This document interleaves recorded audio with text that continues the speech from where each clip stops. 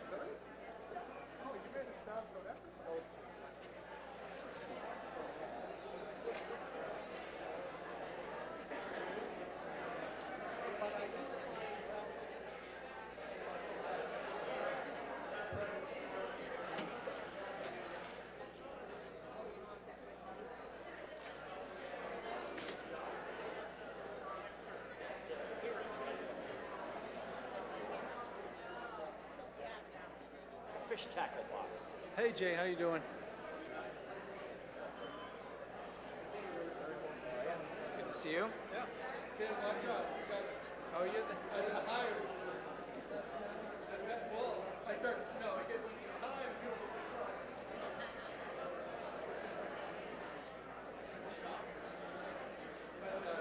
My insurance means that most of the people that are going to the country, most will be long time. But you never know.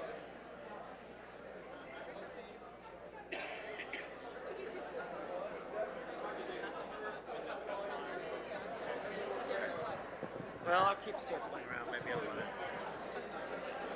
2-2.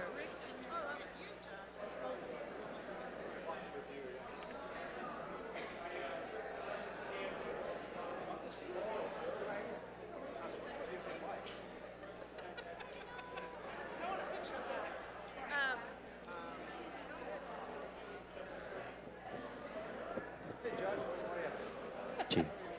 2-2-1-2.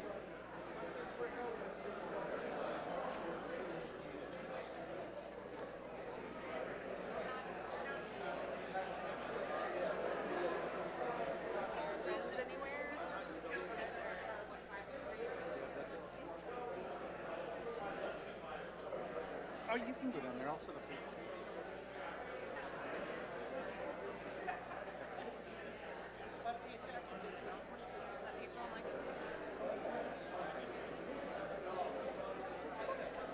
Oh, okay. Because we've been so adamant about its 100 list. Did they give you? That first sentence says 160K for the consultant. You know what I mean? Oh, That's okay, yeah. perfect. Yeah, so this. Yeah, here you go. First in the Commonwealth, I think.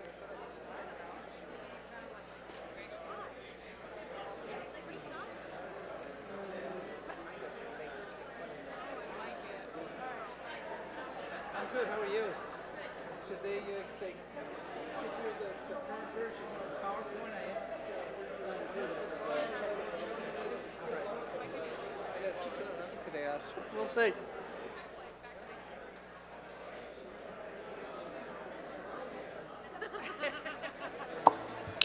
1-2. For you, the dam. So yeah, dam. So we'll move it, right? And then I'm just going to say we're going to take no action. We've been working. That's Exactly how to line that sentence up. Okay. So,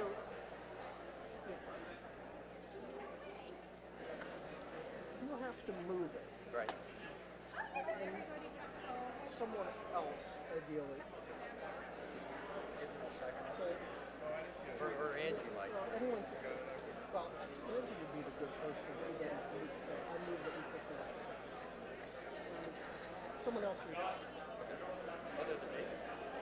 Yeah, because you just moved the article. It's interesting. No. Is it? Okay. Yes. Oh, cheers. Right down there.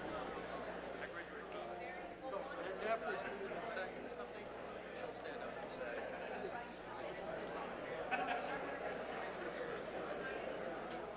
We're right on. Yeah, we could. I just want to confuse the shit out of you. 'Cause this is a first for me. I don't know. Either one of you can. It doesn't matter. Either one of us can move to take. Yeah, that would be great.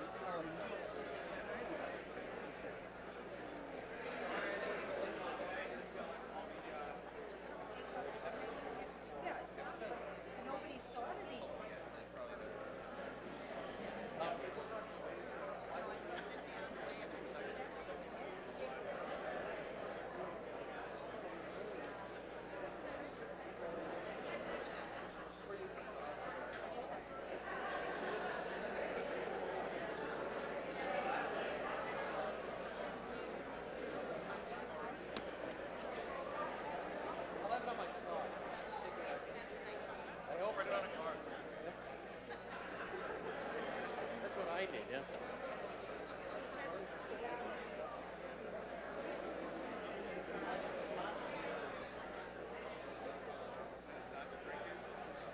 All right, good.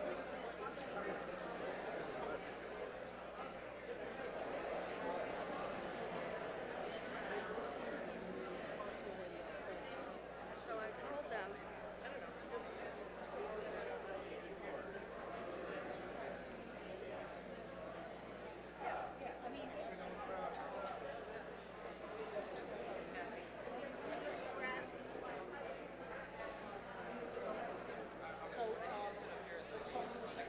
The outcast.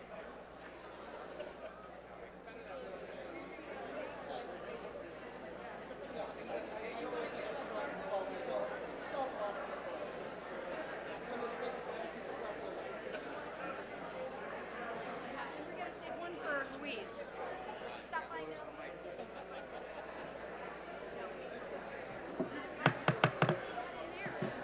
If I could have everyone's attention, thank you for coming on time. We do have a quorum, but there are still a large number of people outside trying to get in. So we'll wait another couple of minutes and then we'll get started. So if you want to take one last stretch and say hello to friends and neighbors, feel free to.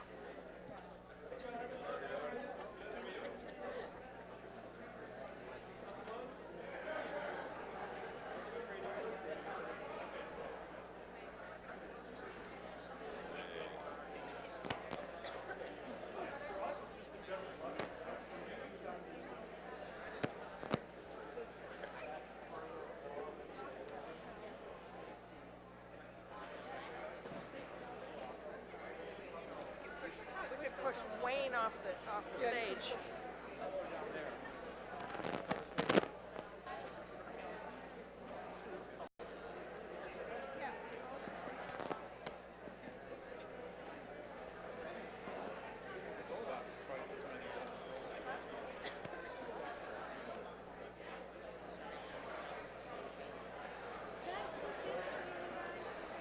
Thank you.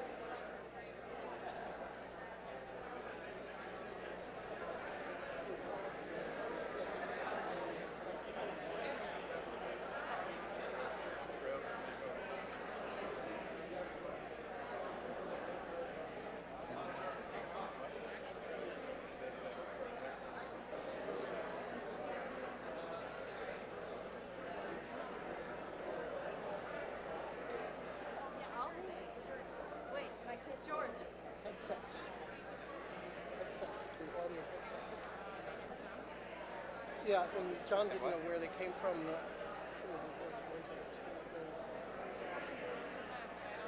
Yeah.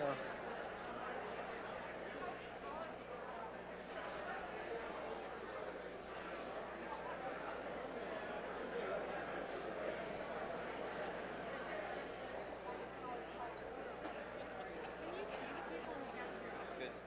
Because are you 10 or 12? What article are you? They come through You're 12, yeah. So, eight. yep. It is.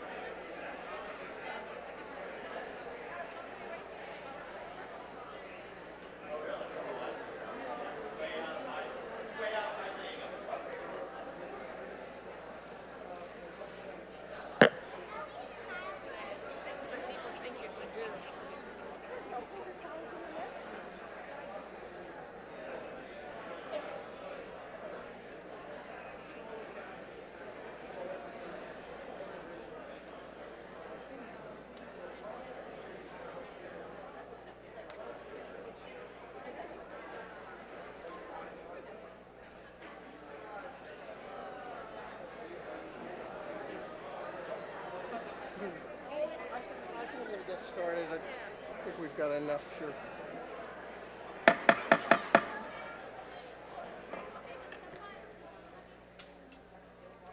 Good evening. We have a quorum. Thank you all very much for coming. Everyone, please take your seats.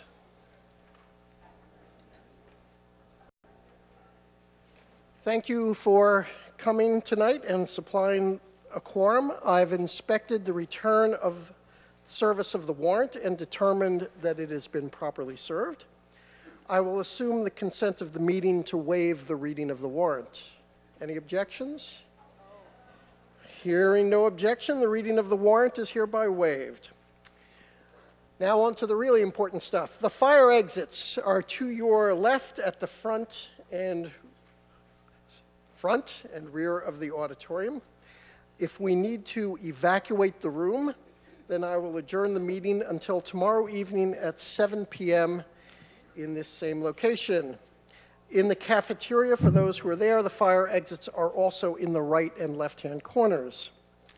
So everyone, it's that time of the night. Pull out your device, especially if you have it buried in a handbag and get embarrassed when it starts ringing. And please silence your devices. At this time, I would like to ask each person on stage to introduce him or herself, and we'll start with our new town clerk. Good evening, everyone. I'm Mary D. Alderetti, your town clerk. Hello, I'm Nathan Brown, Chair of the Board of Selectmen. It's your turn, Kate. Kate Reed, Vice Chair. Lou Goscolillo, Board of Selectmen. Hello, Kerry Kissinger, Board of Selectmen. Alan Lewis, Board of Selectmen. Tom Harrington, Town Council. Tim Goddard, Town Administrator. James Cataccio, Finance Committee. Melissa McMorrow, Finance Committee. Scott Triola, Finance Committee. Victor Liang, Finance Committee Chair. Tom Smith, Finance Committee. Lynn Lipinski, Finance Committee. Thank you. At this time, I'd like to recognize Nathan Brown, Chairman of the Board of Selectmen, for a few remarks. Good evening, everybody. Every year at this time, we speak in appreciation for those people who have served on committees or retired or left employment of the town. sure what I'm doing wrong here. It's directional. This year we've had some very long-term employees leave. First is David Flannery, who is our fire chief. David, I was lucky to be liaison to public safety for the last 4 years, and worked a lot with David on fire department issues. And I think in that amount of time, he may have put about 1/10 of 1%, maybe 1/100th of 1% of knowledge of fire departments into my head, and it was overflowing. Just an incredibly vast amount of knowledge. He has been working for the town for 50 years, a combined service for the fire department and the Carlisle Public Schools. 15 years as the fire chief, 24 years as the deputy chief, 9 as a firefighter, and also working at the public schools. And he retired on December 31st of last year. So want to thank him for all of his service.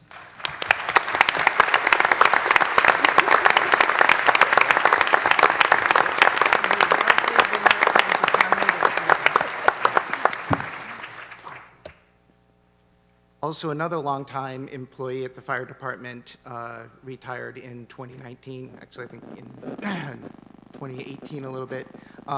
Jonathan White was our deputy fire chief. He was 15 years as the deputy chief and 15 years as a captain. So he was with our fire department for 30 years. And want to thank him for all of his, lending all of his experience and help to the town of Carlisle.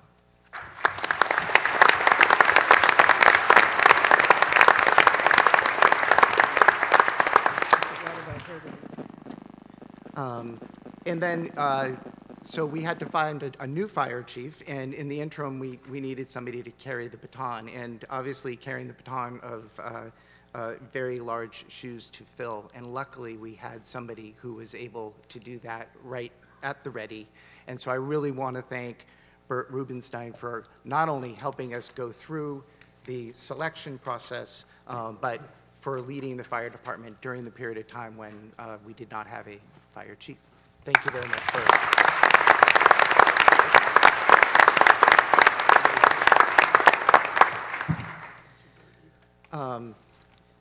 I want to acknowledge Charlene Hinton, who was our town clerk, who I don't know how many years she was town clerk. I think it was 15 years. 15 years as town clerk, and she stopped being town clerk last summer. Thank you, Charlene.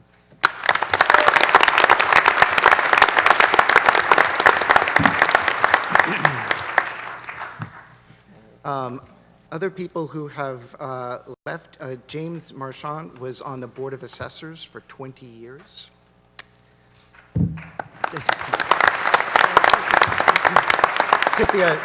Cynthia Schweppe was on the Board of Registrars for 14 years. Steve Golson, Library Trustee for 8 years. Steve Hinton was on the Municipal Facilities for 2 years.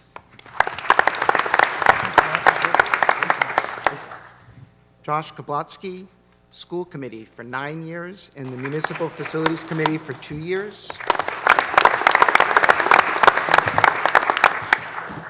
Mary Storrs on the School Committee for 9 years.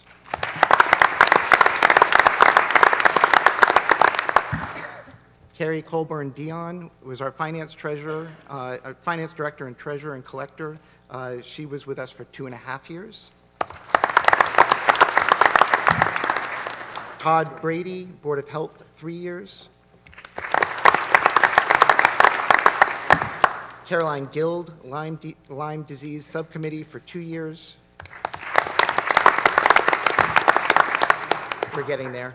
Tom Smith, Finance Committee for 3 years. Steve Carlin on the Agricultural Commission for 5 years. They're making me do the math now. Stephen Smith, Conservation Commission, Cranberry Bog Working Group, and the Deer Committee for 2 years.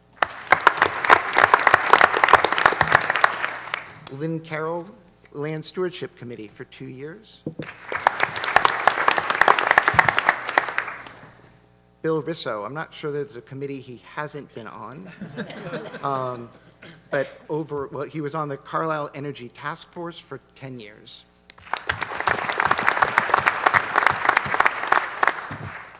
And lastly, Sabrina Perry was the founder of Center Park, transitioning it from just a lot into the park that it is today. She worked on that tirelessly for 14 years. Thank you very much, Sabrina.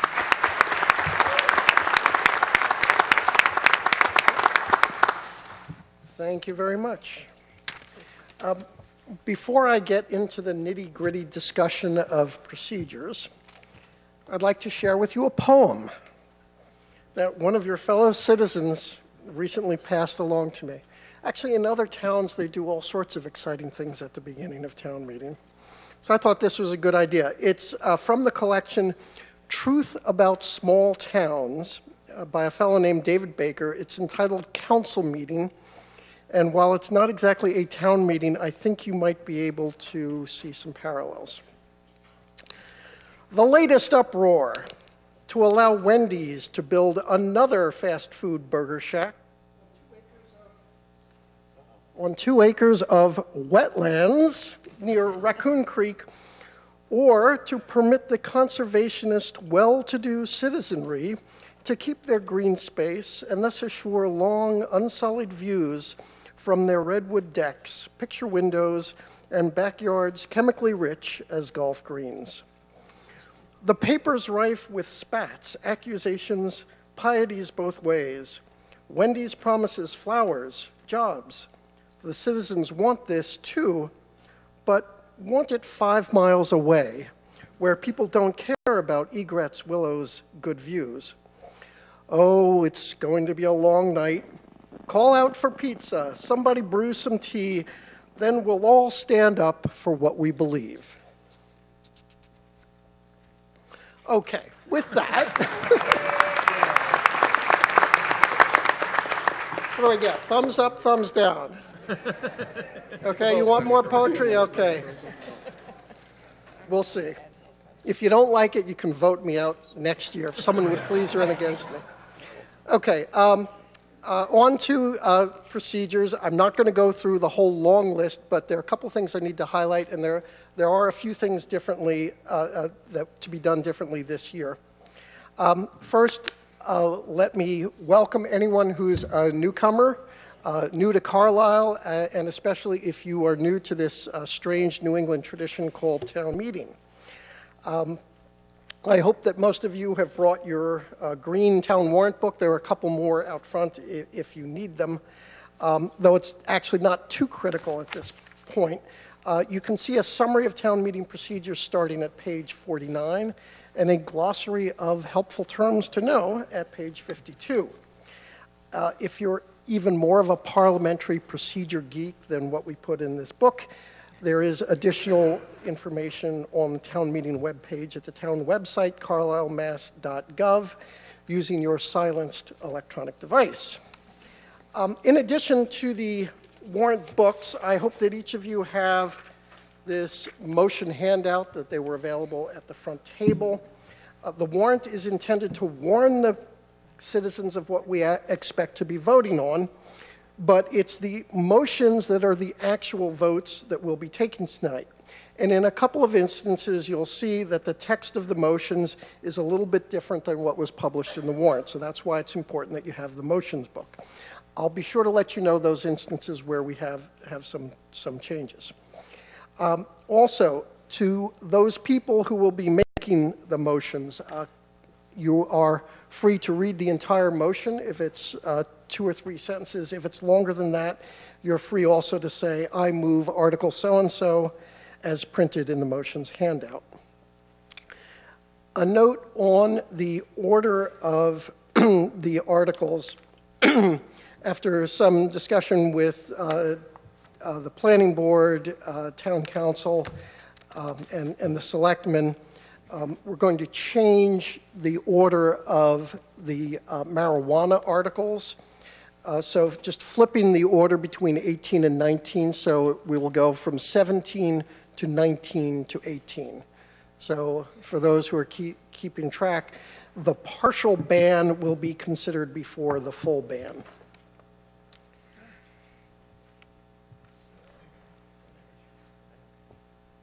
Okay. Next, speaking.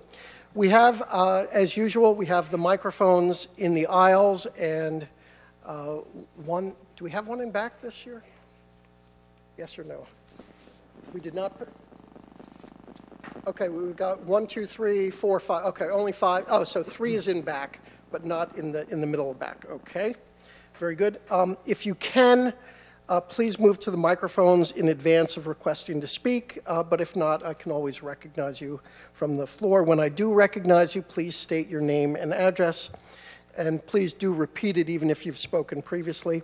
The meeting is taped and also being live streamed. Actually, I'm not sure whether we're live streamed tonight, but it is being taped for CCTV, so each time you speak, you must identify yourself. Our time limits for speakers are 8 minutes for the main presentation. We'll have a couple of exceptions tonight, and I'll call those out, and 3 minutes for comments from the floor. Kindly do address your comments to me rather than to anyone else who's spoken. I expect that here in Carlisle, we will, as we have traditionally done, adhere to the norm of treating all speakers with dignity and respect by listening attentively and without interruptions. We have some potentially contentious issues on the warrant tonight, and that's okay. It's even a good thing. It's part of democracy. We don't all think alike, nor should we. We can, however, disagree without being disagreeable. Let's discuss each article in an honest, focused, and respectful way.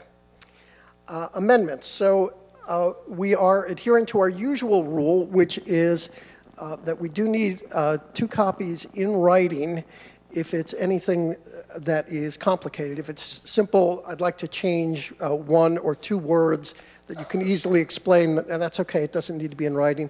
But otherwise, we would prefer to have it in writing so that I can have a copy and the town clerk can have a copy. We do have, if you need a sheet of paper, we actually have an amendment form. They are available. There is a music stand on, I guess it's your left hand, this left aisle here behind microphone 4. Across from the trash bin there is a stack of these forms for amendments, and feel free to use those if you need to. And it includes the procedures about amendments on it. Next, the cafeteria. As usual, we have set up the cafeteria to accommodate parents with small children. To help with procedures in that room, I've appointed Vanessa Maroney of 142 Bedford Road to serve as assistant moderator and have sworn her to that position. Vanessa, are you there? Yes, I am. Great. So I assume the audio was working well? I think so. We have about 8 or 9 people in here. Okay, wonderful. So we do ask that people in the cafeteria conduct themselves similarly to those in the main room, at least to the extent that you're able to do so with small children in tow. In order to keep things moving efficiently, I would ask that anyone in the cafeteria who wishes to speak to a motion, please come to the back of the auditorium to be recognized. If for some reason you do need to stay in the cafeteria, that's okay. Just let the assistant moderator know you'd like to speak, and she will message me and we'll give you the opportunity. Voting. Most of the votes we'll take tonight will be done by voice, but if I'm in doubt, I'll ask to see a show of cards. Everyone got a card, colored card. What color are we this year? Blue on the way in? Everyone got them? Okay. They're useful, make it a little bit easier for us to get a visual count. When we do go to the counted votes, I'll give you some more instructions about how we're going to do that. Let me thank in advance the tellers who are lined up to help us count votes tonight.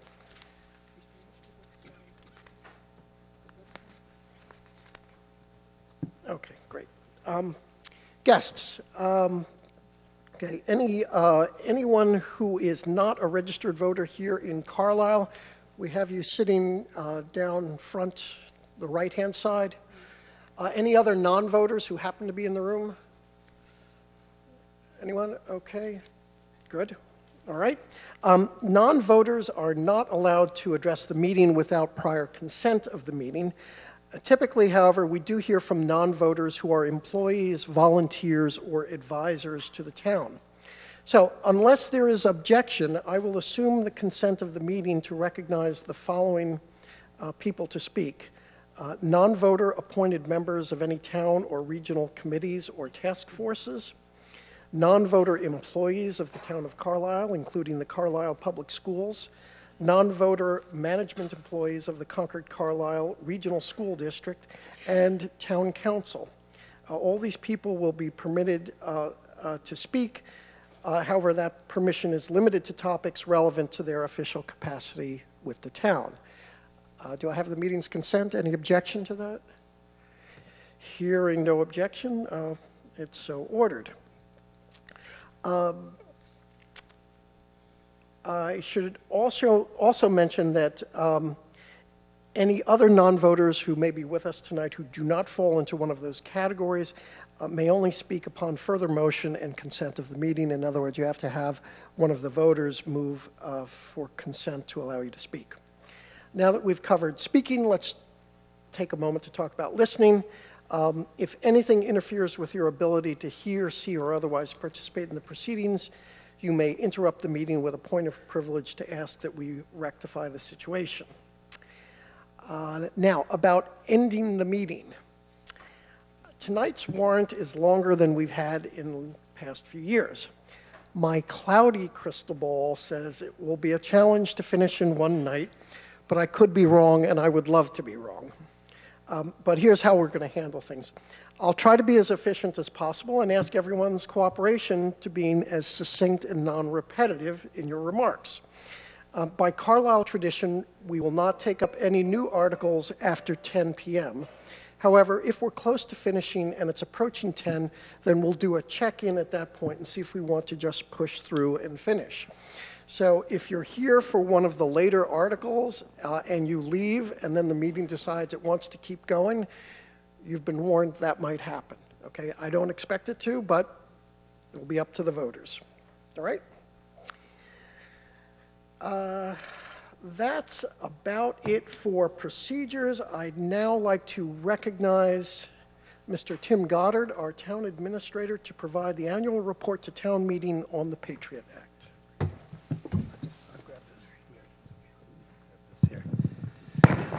Thank you, Mr. Moderator. Tim Goddard, your town administrator. One of my duties is to report annually to town meeting regarding the Patriot Act. I can say that having consulted with Chief Fisher, that no Carlisle residents have been detained or questioned with respect to the Patriot Act in the last calendar year. Thank you. Thank you. So we are now ready to move to Article 1, which is adoption of the consent agenda. This article is essentially a procedural rule under which we would vote on the following series of articles 2 through 7, or are we on 8? 2 through 8, I'm sorry, in a single package. I now recognize Mr. Brown. Thank you, Mr. Moderator. I move that Articles 2 through 8 be considered in one motion, and that the motions for Articles 2 through 8 be hereby adopted as printed in the town meeting motions booklet. Second. Is there a second? Okay, the motion has been made and seconded. So just to go over the procedures here, if we adopt this article, then I call out each article in turn. If you have a question about one of the items on the consent agenda, or if you object to any particular article being included in the vote, in the package vote, please just say hold in a loud voice when the number is called. If you simply have a question, you'll have the opportunity to ask it. If you want the article removed from the consent agenda, it is removed automatically and we'll vote on it separately. Any questions about that? Okay, in terms of recommendations here, both the Board of Selectmen and FinCom voted unanimously to recommend adoption of Article 1 as well as the main motions under Articles 2 through 8. Did we have any other boards or committees take a position on Article 1 or the other articles here listed? Okay, we did not. So with the consent of town meeting, I will divide the question. So you see this is really in two parts. First, consider whether to adopt the consent agenda as a procedure. And if you vote yes on that, then we'll go through and we'll see if anyone has any objections to or has any holds on Articles 2 through 8. Is there any objection to the chair dividing the question? Okay, seeing none, we will divide the question. But actually, let me ask, any debate on Article 1? Okay, so all those in favor of voting via consent agenda, please say aye. Aye. Any opposed? Say nay. Vanessa, did we have any nays in the? No. Okay, so the vote is unanimous and it passes, and I so declare. So now we'll go through the procedure. Article 2 is to accept the town reports. Any hold on that? Okay, Article 3, the salaries of elected officials. No holds on that. Article 4 is to approve $3,000 for the actuarial valuation of post-employment benefits. Article 5 approves a real estate tax exemption under MGL Chapter 59, Section 5C. Any holds on that? Article 6 is the fiscal year 2020 Chapter 90 authorization, which is the revolving funds around road use. Okay. Article 7 sets the authorization for revolving funds for the various town departments. And you see the listed authorization values in your motion booklet. And finally, no holds on that? Okay, and finally, Article 8 sets the appropriation for PEG, which is the Public Educational Government Local Access Television Funds. Any hold on that? Okay, seeing no holds, I believe we can go ahead and vote for the full consent agenda. We need this as a two-thirds vote? Did we have any? There were no two-thirds articles in here, so we can do it by majority this time. All those in favor, please signify by saying aye. Aye. Any opposed, nay? And Vanessa, in the cafeteria, any objections? No. The motion carries unanimously, and I so declare. So now we are on to Article 9, which is sets the budget transfers for fiscal year 2019. I recognize Mr. Brown. Thank you, Mr. Moderator. I move that the town vote to transfer sums of money into various line items of the fiscal year 2019 operating budget from other line items of said budget, from unexpected funds in various accounts, as printed in the motions handbook. Okay, and I trust you meant to say unexpended rather than unexpected. Yes, that is exactly what I intended to say. Maybe both, though, right? Yeah. Very good. And do we have a second? Second. Okay. And Mr. Brown, did you want to speak to this, or did you pin Sure, I'd be happy to. So this article permits the town to transfer funds from line items running a surplus for this fiscal year to other line items currently running in a deficit in order to balance the operating budget for fiscal year 19 year end. Okay. Is there any discussion? Seeing none, we'll just proceed directly to a vote. All those in favor of the fiscal year 2019 budget transfers as set forth in the motion handbook, please signify by saying aye. Aye. Any opposed, nay? And Vanessa, results from the cafeteria? All aye. Okay, the motion carries unanimously, and I so declare. Article 10 is the fiscal year 2020 operating budget. Mr. Liang.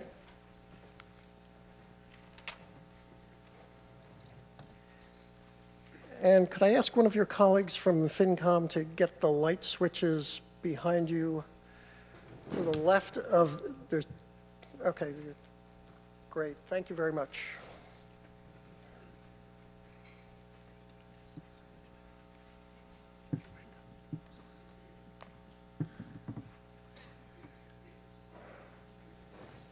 Good evening. My name is Victor Liang. As I said earlier, I'm the chair of the Carlisle Finance Committee. On behalf of the Finance Committee, I'm here tonight to share excuse me, you'll have to move the article first. Oh, move the article first. Okay, I thought that was at the end. Sorry. All right. So the motion is I move that the total of $38,871,918 be appropriated for FY 2020 as set forth in the column entitled FY 2020 Recommended Budget. In the chart accompanying this motion, to meet this appropriation, $53,000 to be transferred from the ambulance fund, that $14,945 be transferred from the stabilization fund, that $32,500 be transferred from the reserve for bond premium account, and that the balance be raised from the FY 20 tax levy and other general revenues of the town. Okay, and we'll spare ourselves reading every line item. Is there a second for the motion? Second. Okay, so we'll just incorporate by reference all the line items here without reading them further. Okay, Mr. Liang, I've allocated you 16 minutes. This is one of our exceptions since the budget is such a major item. Great. Please proceed. Thank you, moderator. As I said before, I'm here to share with you the recommendation from the Finance Committee around the FY 2020 budget for the town of Carlisle. So here's the overall budget summary for FY 2020. There's a total spending plan of $31.5 million. This includes capital and facilities articles as printed in the warrant. This represents a 1.9% increase over last year. Average property tax increase estimated to be about $518, and estimated excess levy capacity of just shy of $1.6 million. The operating budget is balanced at $30,871,918. This is an increase of 3.7%. No override is expected or required. This maintains recommended reserves at 11.1% of the operating budget, and no additional hours of staffing over current levels for town departments is in this budget. So you'll note here, and I'll just make a quick comment, that you see the total spending plan of the increase of 1.9% is different than the operating budget increase of 3.7%. That is really due to the fact that last year we had significant capital articles in addition, in excess of what we have this year. So that kind of offset the increase between the operating budget and the overall total spending plan. So this next slide just highlights, and FinCom starts this process in September of each year.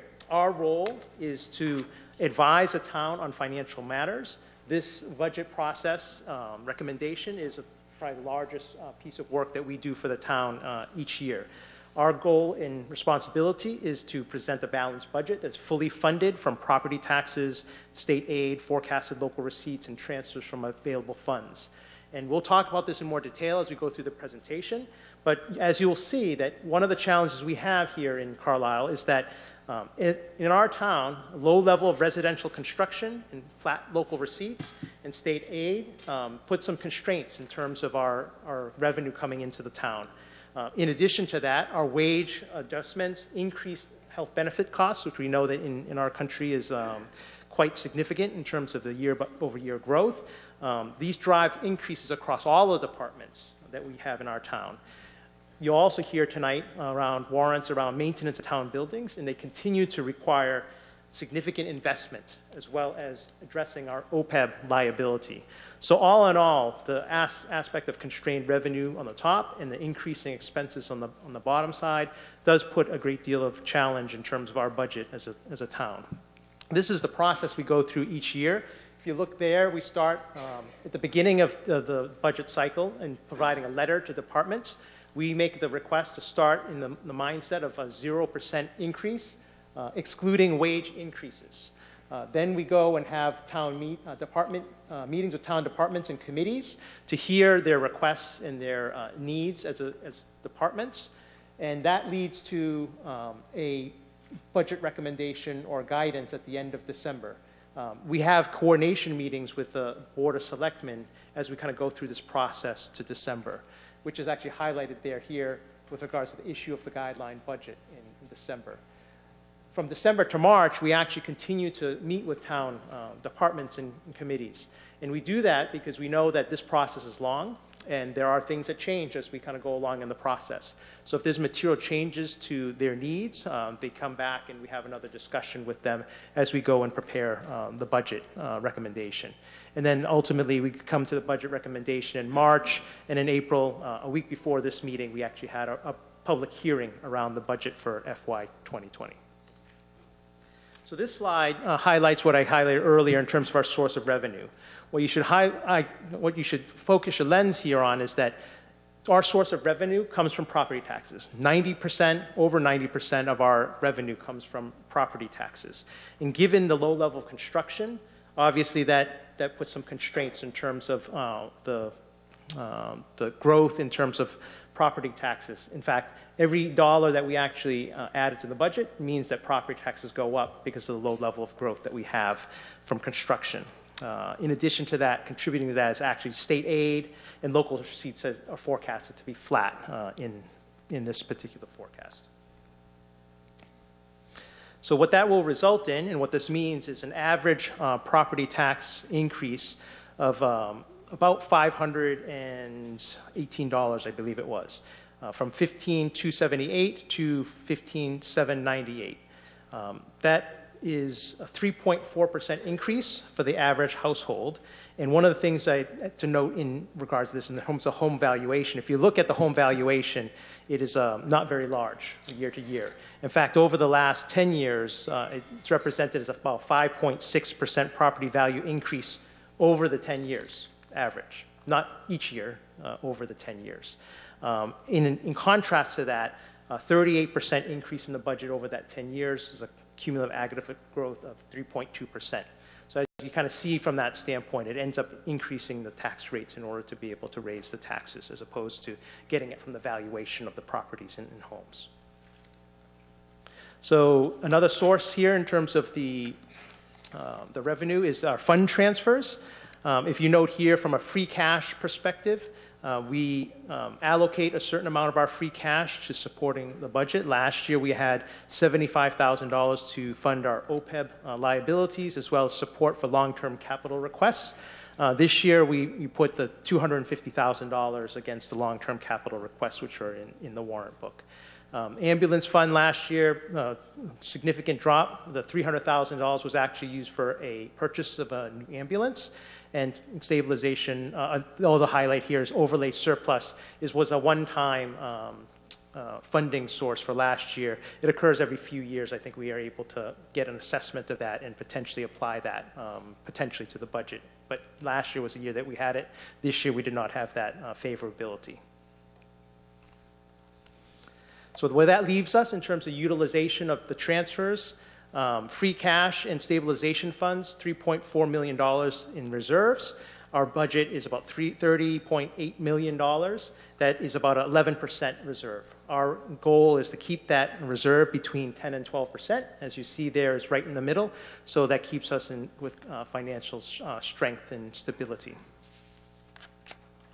So now on the expense side, you actually heard earlier that our core operating expense growth, $3.7 million, overall growth of 1.9%. Due to the lower capital appropriation. The ambulance was one of those things that happened last year. They're not happening this year. But you see from this particular slide, you see the large portion of our budget is really due to education.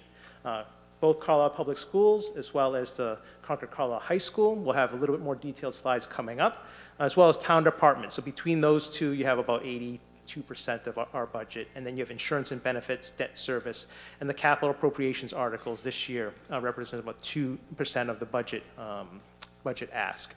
This leads to a $31.5 million town expense sum for this year. In terms of growth, education budget for this year increased about 3 and change. Town departments about 3.6%, insurance benefit and retirement 9.7%.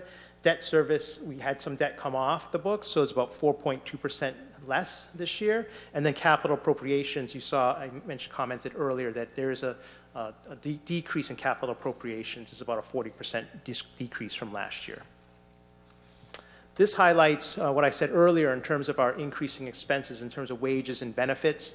Wages incorporate about 70 to 75% of our budget, and increases for existing employees increase the total budget by more than 2%. 2% was what we had for COLA this year, but then you add on top of that step edits and all those other types of things that happen in terms of the year as they go along. So it's north of 2%. And you also see earlier I highlighted the aspect of insurance and benefits, the ever-growing responsibility or being able to keep up with it. Group insurance increased by 11%. That's an add of about $142,000. County retirement 6.4, and then OPEB liability, we're trying to address that with an additional $50,000 that we're kind of contributing this year. All right, so as I said earlier, education was about 62% of our budget. Total increase for this year was $685,000 and change. CPS is roughly broken out evenly in terms of that increase between CPS and CCRSD. $11.6 million for CPS, an increase of 3.1%. CCRSD was $6.5 million, an increase of 5.6%, and that $6.5 million is our contribution to that. So we split that with Concord, and there's a slide later that tells you what our share of the overall expense is.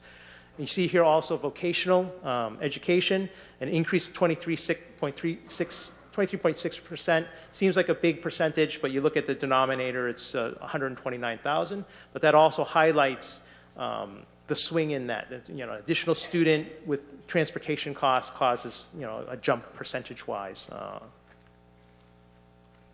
All right, so one slide on Carlisle Public School in terms of operational budget being at 11.6%, a 3.1% increase over FY19.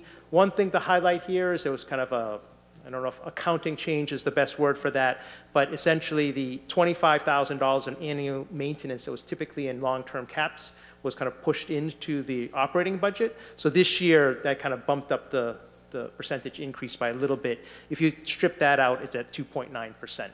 But ongoing, that won't be a factor. It's just a comment for this year. So if you actually take a look at here, the increase on average outside the big jump and the drop, which I think if you average it, it'll probably ends up somewhere in the middle of the 2.3 to 3.4% each year, as you see on this chart. For the Concord Carlisle High School, the operating budget without debt, you see is at $30.2 million, and that's the total.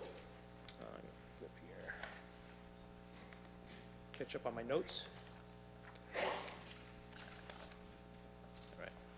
So that total growth is including debt of 3.9. This is without debt, but including debt, which some debt came off the books, was 3.9%. Lower due to the reduction of the debt service.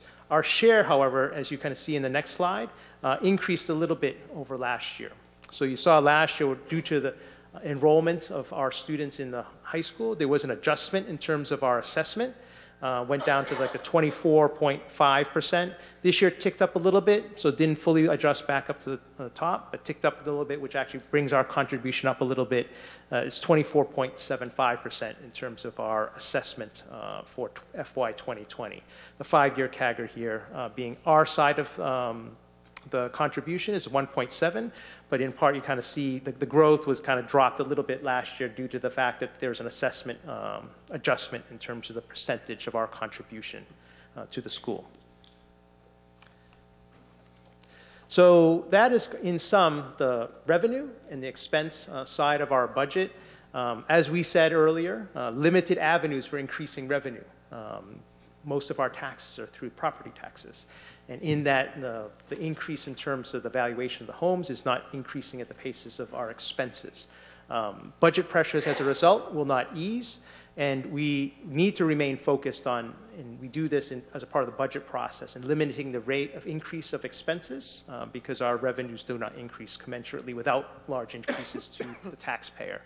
This comes through management of human resources, as well as thinking about operational efficiencies and how we do things. But then I think importantly for us tonight is really prioritization. There'll be warrants tonight that have financial implications. Well, that goes into part of the expense in our budget. So prioritization and budgetary trade-offs is also a part of being able to manage this town budget. So in sum, we actually have our balanced operating budget that we are tasked to provide of $30.8 million, or almost $30.9 million, a 3.7% increase over last year. This is an average property tax increase of $518, and as we showed earlier, this maintains appropriate reserves of about 11% in between the range of 10 and 12%. And that ends the presentation. Thank you very much. So, first we'll take the recommendations of the various town boards and committees. The Board of Selectmen voted unanimously to support the article, and the Finance Committee was also, that was a unanimous vote, correct? Did any other town boards or committees take a position on this article? Usually not. Okay. So before we proceed to opening the floor for debate, just because we've got different pieces of the budget, we'll go through and, similar to the procedure on the consent agenda, what I'm going to do is review each of the top line items, general government, protection of persons and property, et cetera, the boldface in your motion handout. And if you either want to ask a question, you'd like to have a debate, or you'd like to actually have a separate vote on that particular category of the budget, you just say hold, and that way we can have a focused debate on each section of the budget if we need it. Is all that clear? Okay, and again, over in the cafeteria, if you want to hold on any of those items, please let the assistant moderator know, and I will check in with her at the end to see if there were any holds. So, general government, a total of $1,446,075. No hold on that. Okay. Public Works, $1,214,365. Oh, I'm sorry. Very good, thank you. I'm glad somebody's paying attention here. Protection of persons and property is $2,912,020. Is there a hold on that? Okay, now on to Public Works, $1,214,365. Health and Human Services, $352,017. Education, $19,366,767. Any holds on that? Okay, we have a hold on education. Culture and Recreation, $831,059. Insurance and Fringe Benefits, $3,080,687. Hold on that. Okay. Unclassified, $152,000. Any holds? And debt, $1,516,928. Any holds on that? Hold on the debt. And assistant moderator, in the cafeteria, were there holds on any items? No holds. Okay, great. Thank you. So we then go back to education. And did someone want to speak to that? I recognize Mr. Ballantyne. You have 3 minutes. Thank you, Mr. Moderator. First, I want to just name and address, please. John Ballantyne, 268 Fisk Street. First, I want to thank the Finance Committee, the School Committee, and the Board of Selectmen for pulling together the warrant article and particularly the budget. However, the question that I want to ask around the schools is often, over the past several years, we've had a mailing sent to us about the school budget, the CPS school budget, and we often get that at the town meeting. And so very carefully worked out, going through the quality of our education and the expense and cost. We have not had that this year. And so I guess the question that I have is, and I know when reading the Mosquito, we've seen that the Finance Committee and the School Committee have wrestled hard with maintaining the high quality of our education within budget constraints. And what was just pointed out is, of course, the constant average growth has been between 2 and 3% over the past 10 years, and as we know, enrollment has dropped from over 800 to the 600 range. So I think the challenge, and this is what I would like people to address, is how do we maintain high quality of education and do it in a cost-effective way, which obviously affects our taxes.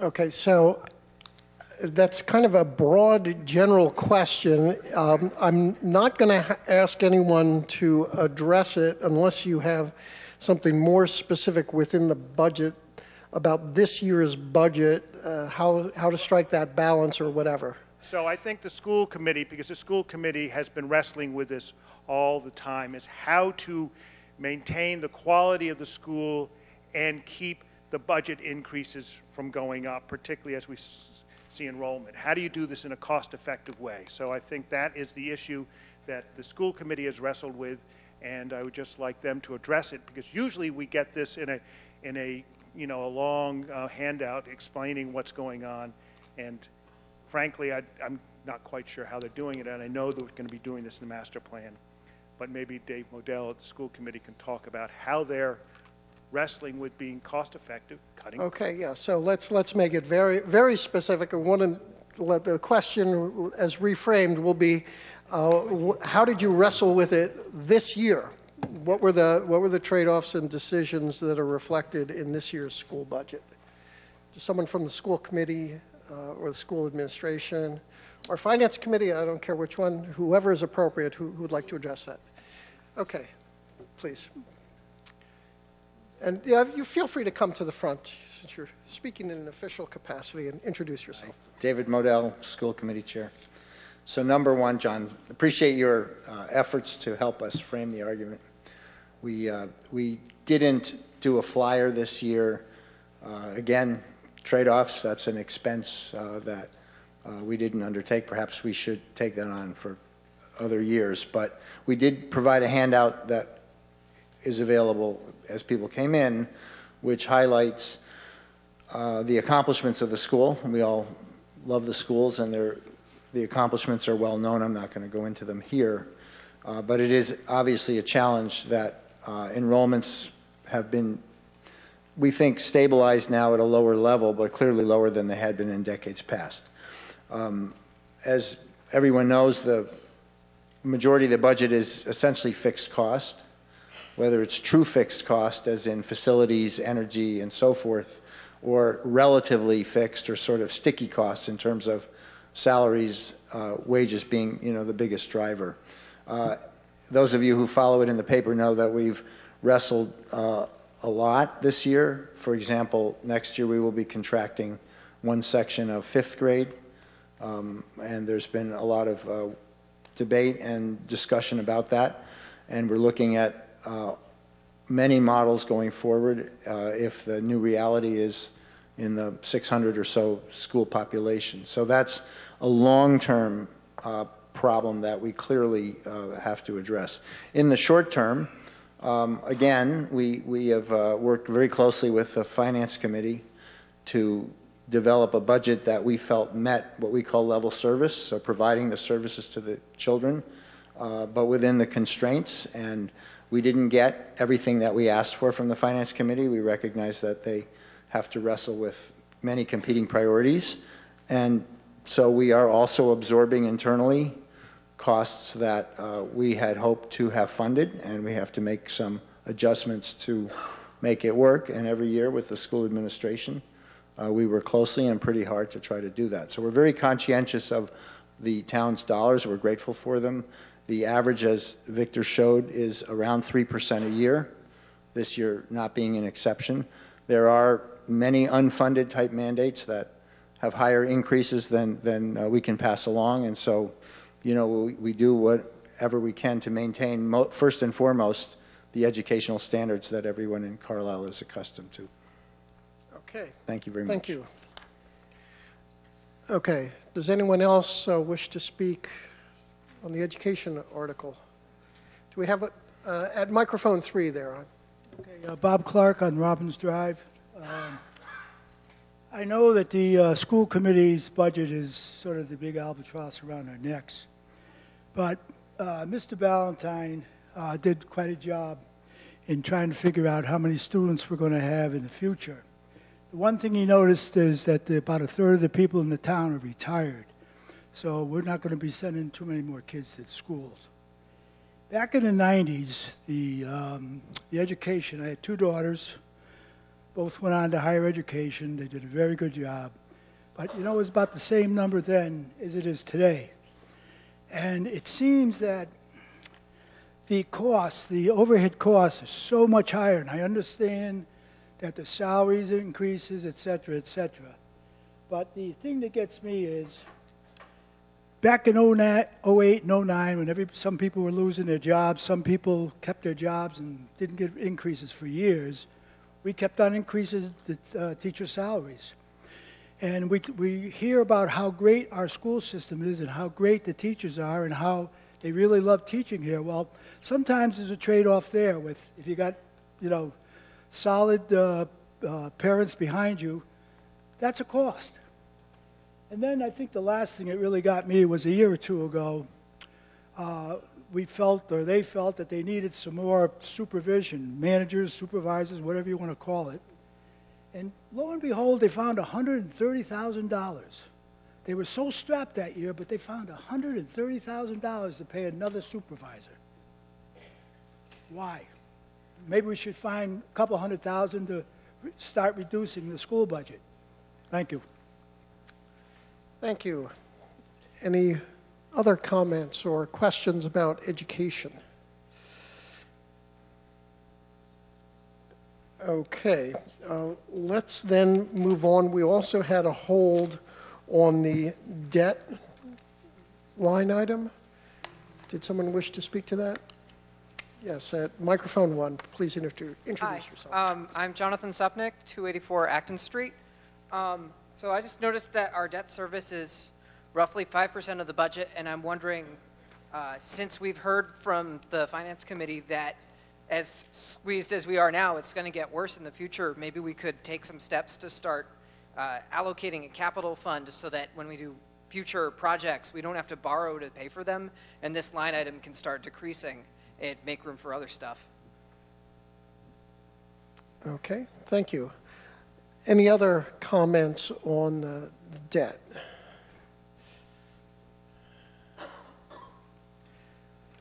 All right. Since any of you who asked for the holds on the education and debt can disagree with me if I'm wrong here, but it sounds like these were not particularly objections such that we need a separate vote on those line items. Is that correct? So we can just vote on the budget as a whole. All right, then we will proceed to do that since there doesn't seem to be any more debate. The adoption of the budget is a majority vote, and we have a total recommended budget of $30,871,918. All those in favor, please signify by saying aye. Aye. Any opposed, nay? Okay, we have a few nays here. Assistant moderator in the cafeteria? All ayes. All ayes. Okay, well, I declare that we have a majority quite clearly, and it passes, and I so declare. We're now on to Article 11, special appropriations to various departments. I recognize Kate Reed. Thank you, Mr. Moderator. I move that the town vote to raise and appropriate the sum of $22,000 to be expended by the Board of Selectmen to conduct studies, provide services, and facilitate projects for the items listed in the motions handbook. Okay, I'm going to ask you to repeat that in a second. My apology, my mistake. The budget included a transfer, and therefore it required a 2/3 vote rather than a majority. That under our town bylaw, I can declare 2/3 on a voice vote. That vote clearly had more than 2/3, so I declare that it passed by greater than 2/3. All right? Okay. Ms. Reed, please repeat yourself. Okay. I'm just going to move that Article 11 be moved as printed in the motions handbook. Thank you. Is there a second? Second. Okay. Could you speak to the article? And could we have the lights That's all right. on the stage, please? All right. Thank you. This article would permit special appropriations outside of the town operating budget for consultants, services, and other unanticipated expenses. And the selectmen voted unanimously to support this article. Okay, thank you. And we also had a unanimous recommendation from FinCom. Any other boards or committees with recommendations? Okay, any debate on the special appropriations? Seeing none, we will proceed to a vote. This is a majority vote. All those in favor, please signify by saying aye. Aye. Any opposed, nay? And in the cafeteria? All ayes. All ayes. Motion carries unanimously, and I so declare. Article 12, funding for the town master plan. I recognize Mr. Gambino. Thank you, Mr. Moderator. I move that the town vote to raise and appropriate the sum of $160,000 to be expended by the Master Plan Steering Committee for those costs associated with the preparation of a master plan, including consultant services, ancillary town costs associated with the preparation and presentation of the plan, and the management of the planning process. Thank you. Is there a second? Second. We have a motion and a second. I recognize Ms. Jan Corneal to speak to the motion. And if we could have the lights back down. Thank you.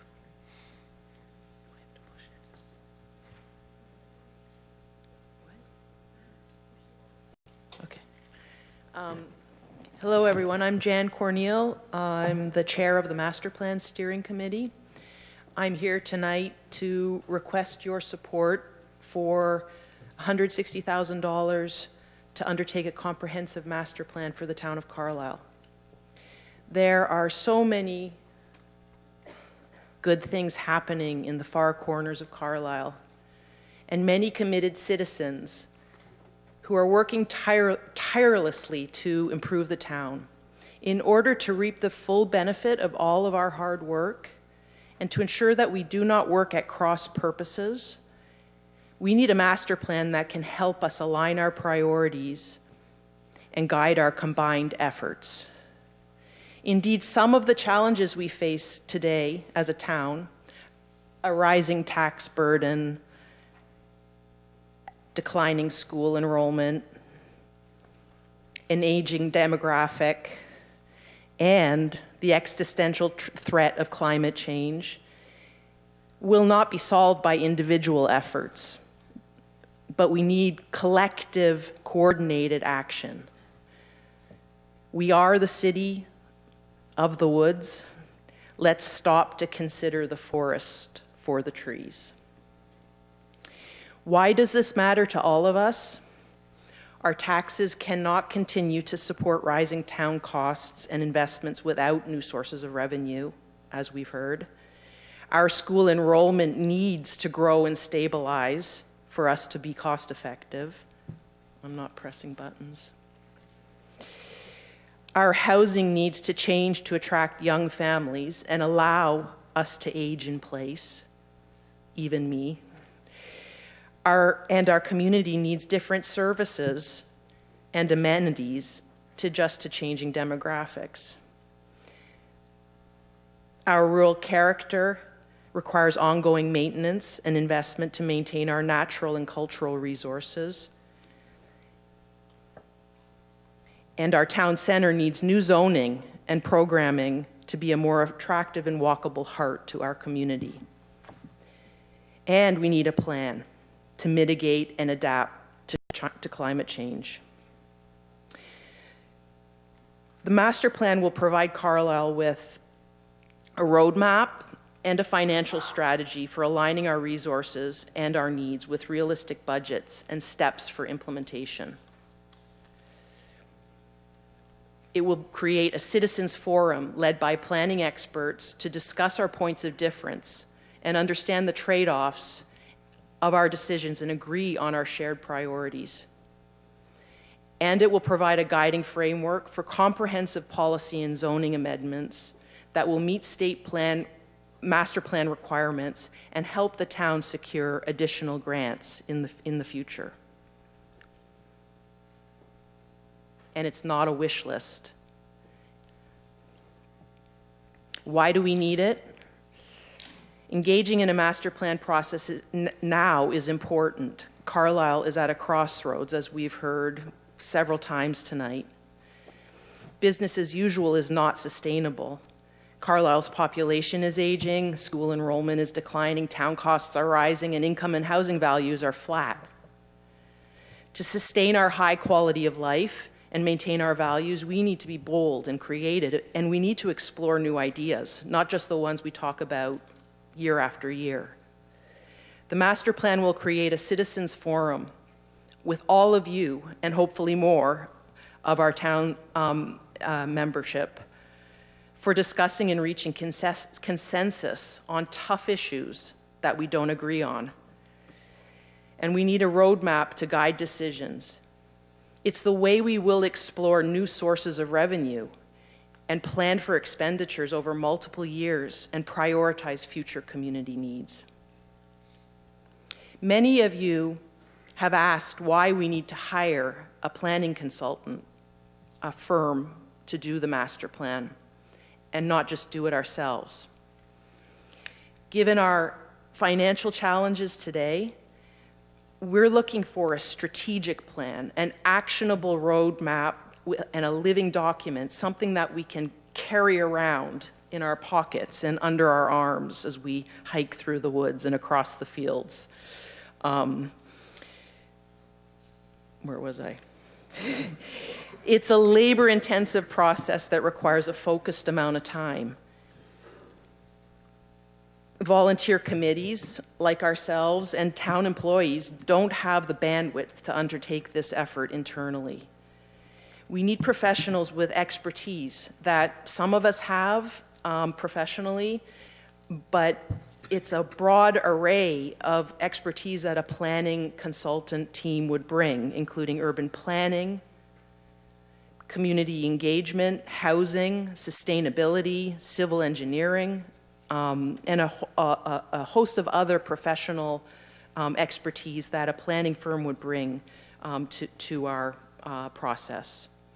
And we need an objective facilitator who can craft a public process that guides our community towards consensus. A planning consultant brings new perspective, ideas, best practices. They work all over so they can bring their experiences to us and help guide us and help us understand how we can run our town better and make better choices. Oh, I missed a, sorry, okay.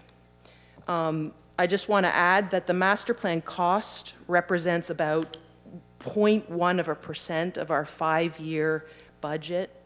And we don't think twice about hiring a financial advisor or an insurance broker to help us navigate the future with more confidence and security. Why would we not make this small investment this year to plan for our future in our town, given where we're at? Together, we must ensure that Carlisle is a healthy, thriving community with a good place to live for you, your children, and for future generations. What is a sustainable community? It means economic sustainability, that we have the financial resources to manage the town and invest in a future without unrealistic tax increases year after year. That we have a sustainable community where we're attracting young families with kids, but we're taking care of all of our citizens, including the elderly.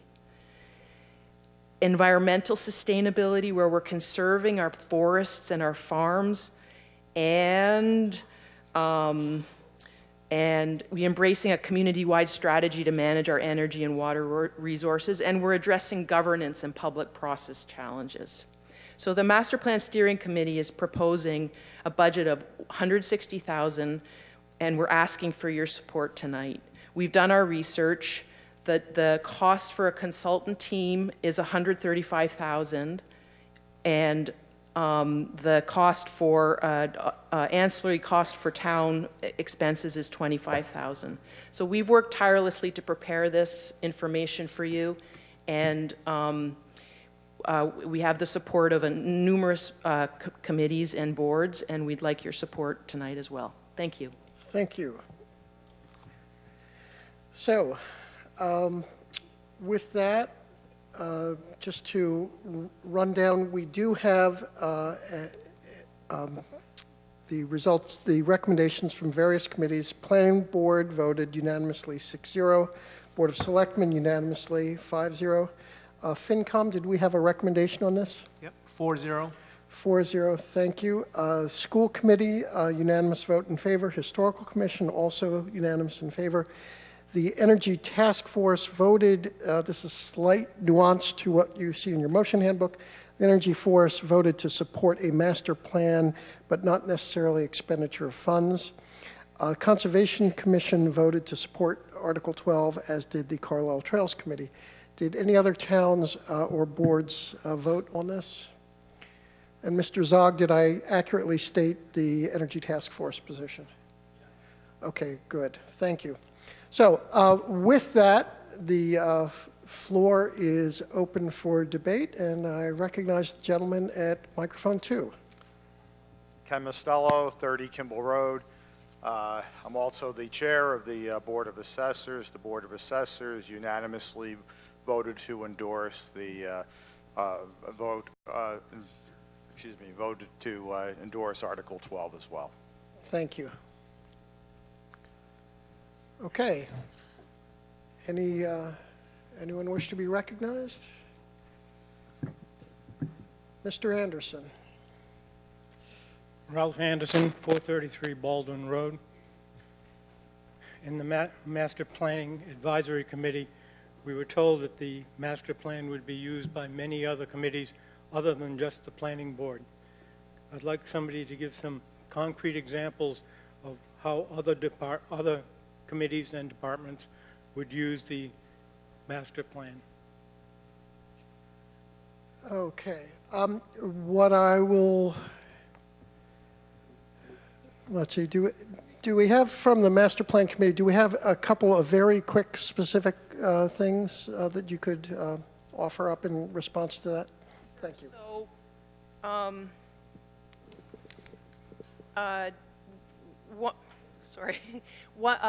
one thing is that the master plan will create the context for, prepare the sort of the conceptual plan for the housing production plan, as well as the open space and recreation plan. Both of those things will happen concurrently with the master plan, and they will feed into each other. We can imagine that there's a, do you want to say something, Pete? You go ahead. So what we hope to get out of the master Please identify yourself. I'm sorry. Yeah, Pete Gambino, 280 Stony Gate, chair of the Planning Board, also on the Master Plan Steering Committee. What we really hope to get out of the master planning process is a guiding framework for the town. The guiding framework is going to be, for a concrete issue or a concrete thing like you asked, is going to be something that the Board of Selectmen and the FinCom can start to use to prioritize our expenditures in town. Is housing a priority? Are pathways a priority? Is trying to build a community, more of a heart of a community, a town center, a priority? What are those priorities we have? Right now, the boards don't do too much intercommunication with each other to try to work that out ahead of time. This master plan is going to be that document and that process, more importantly, that's going to bring these different boards together. We have liaisons from the different boards on the advisory committee. We also have some liaisons on the steering committee. This is going to be that process where we hope to work together with everybody to get that framework where we can get a process in place to help us prioritize expenditures in town, and also look at new revenue. Look at something zoning. So you bring up something else, outside the planning board.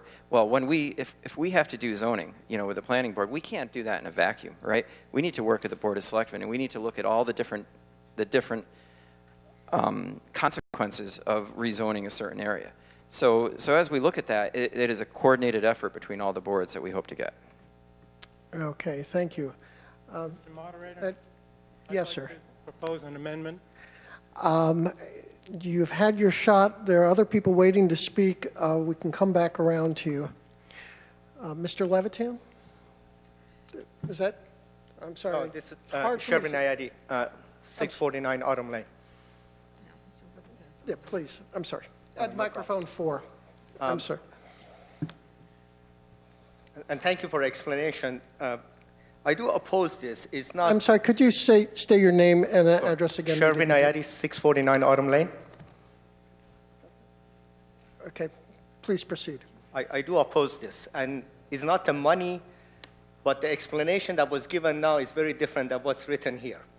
If we need a process, this should be explained that we need consulting to come and help us with the process, not a master plan that I wonder how many times have tried. Different towns have master plans and it's been then back tested. Did it really work 5, 10 years later? So it's not just the money and everything else, but it seems like expenditure in a town that we say we are tight in revenues. And that's where I don't agree with this approach. Okay. Thank you. At microphone 2, please. Don Drinkwater, 235 Fifth Street.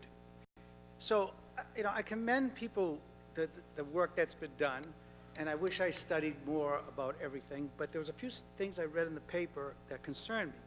I've been in Carlisle for 30 years, and for most of those years, we were always trying to prevent people from building homes.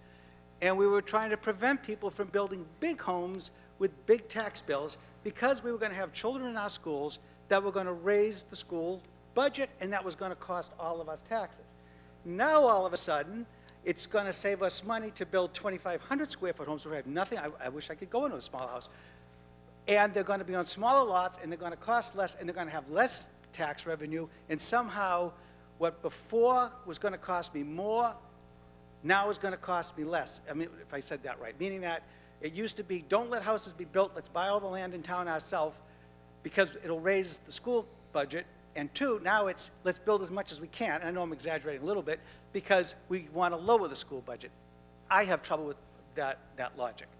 The second thing is that I do believe a consultant can come in this town and can give us a lot of really good ideas. Is expand the tax space. What does that mean? To me, that means you're going to bring in industry, you're going to bring in business. This town for years has just not wanted to do that. It's Carlisle. We don't want to do that. We don't want Walmart on Route 225. We don't want McDonald's in here. We will find a way to keep these people out. We've done it for 50, 60 years. So they could come, I envision we could get this great plan that solves all these problems, and we'll never implement it because we are a group of different people in Carlisle. And I don't always agree with what we do here, like spending a lot of money on a school that we're never going to use, Highland, but we do, because we want to preserve that old building. So when the consultant says rip the place down because you're paying money for something you're not using, we won't rip it down. So that's the problem I'm having with this whole thing, is that we're going to spend $160,000 and never do one thing that they tell us, even though they may give us the most brilliant output. Thank you. Okay, thank you, Mr.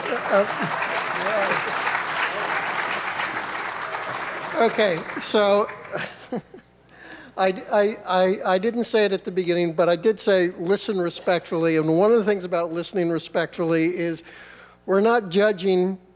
You'll judge when you vote which speakers were persuasive and not. So there's no applause, there's no booing.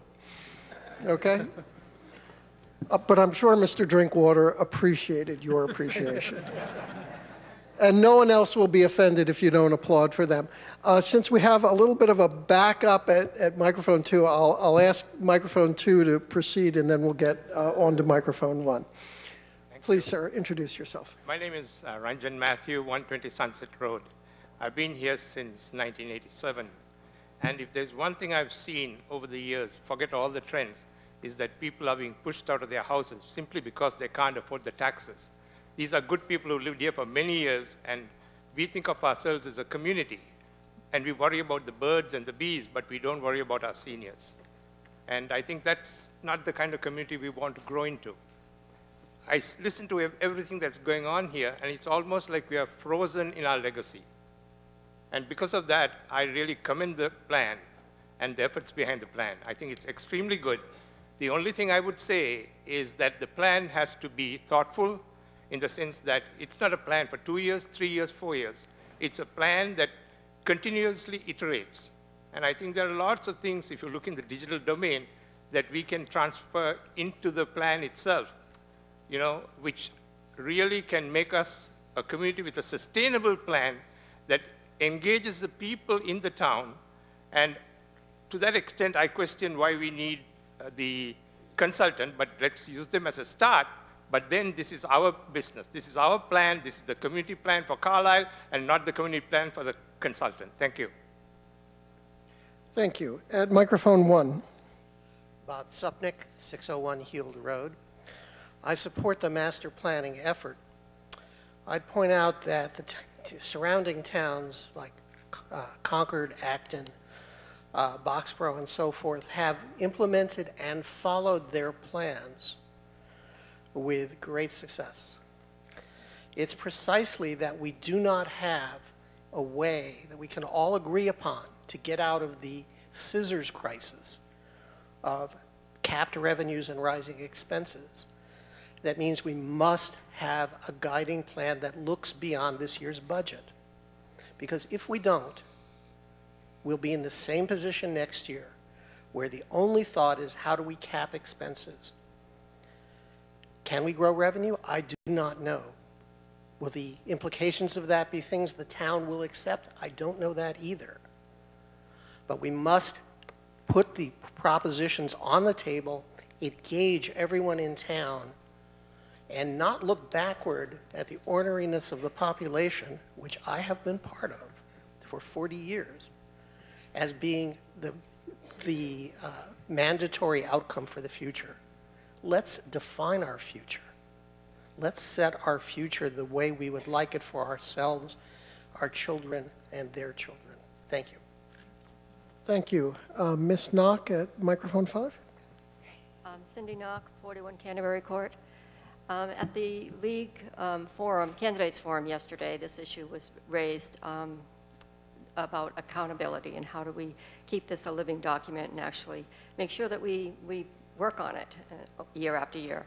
And one idea that was floated was that the select board should request of all the towns and boards and committees that in their reports at the town, on the town report, that they actually address the issue of the master plan and how they have made progress working towards it.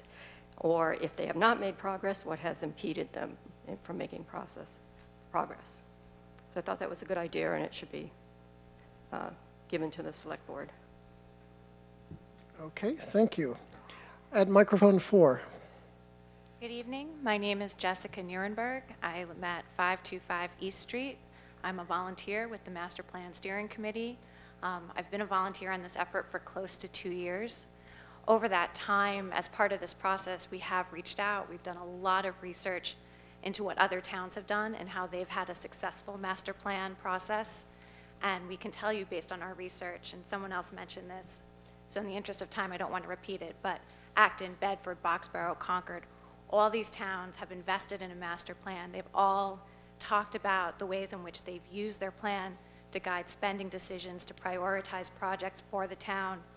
These are living documents. It's not just the plan at the end of a year.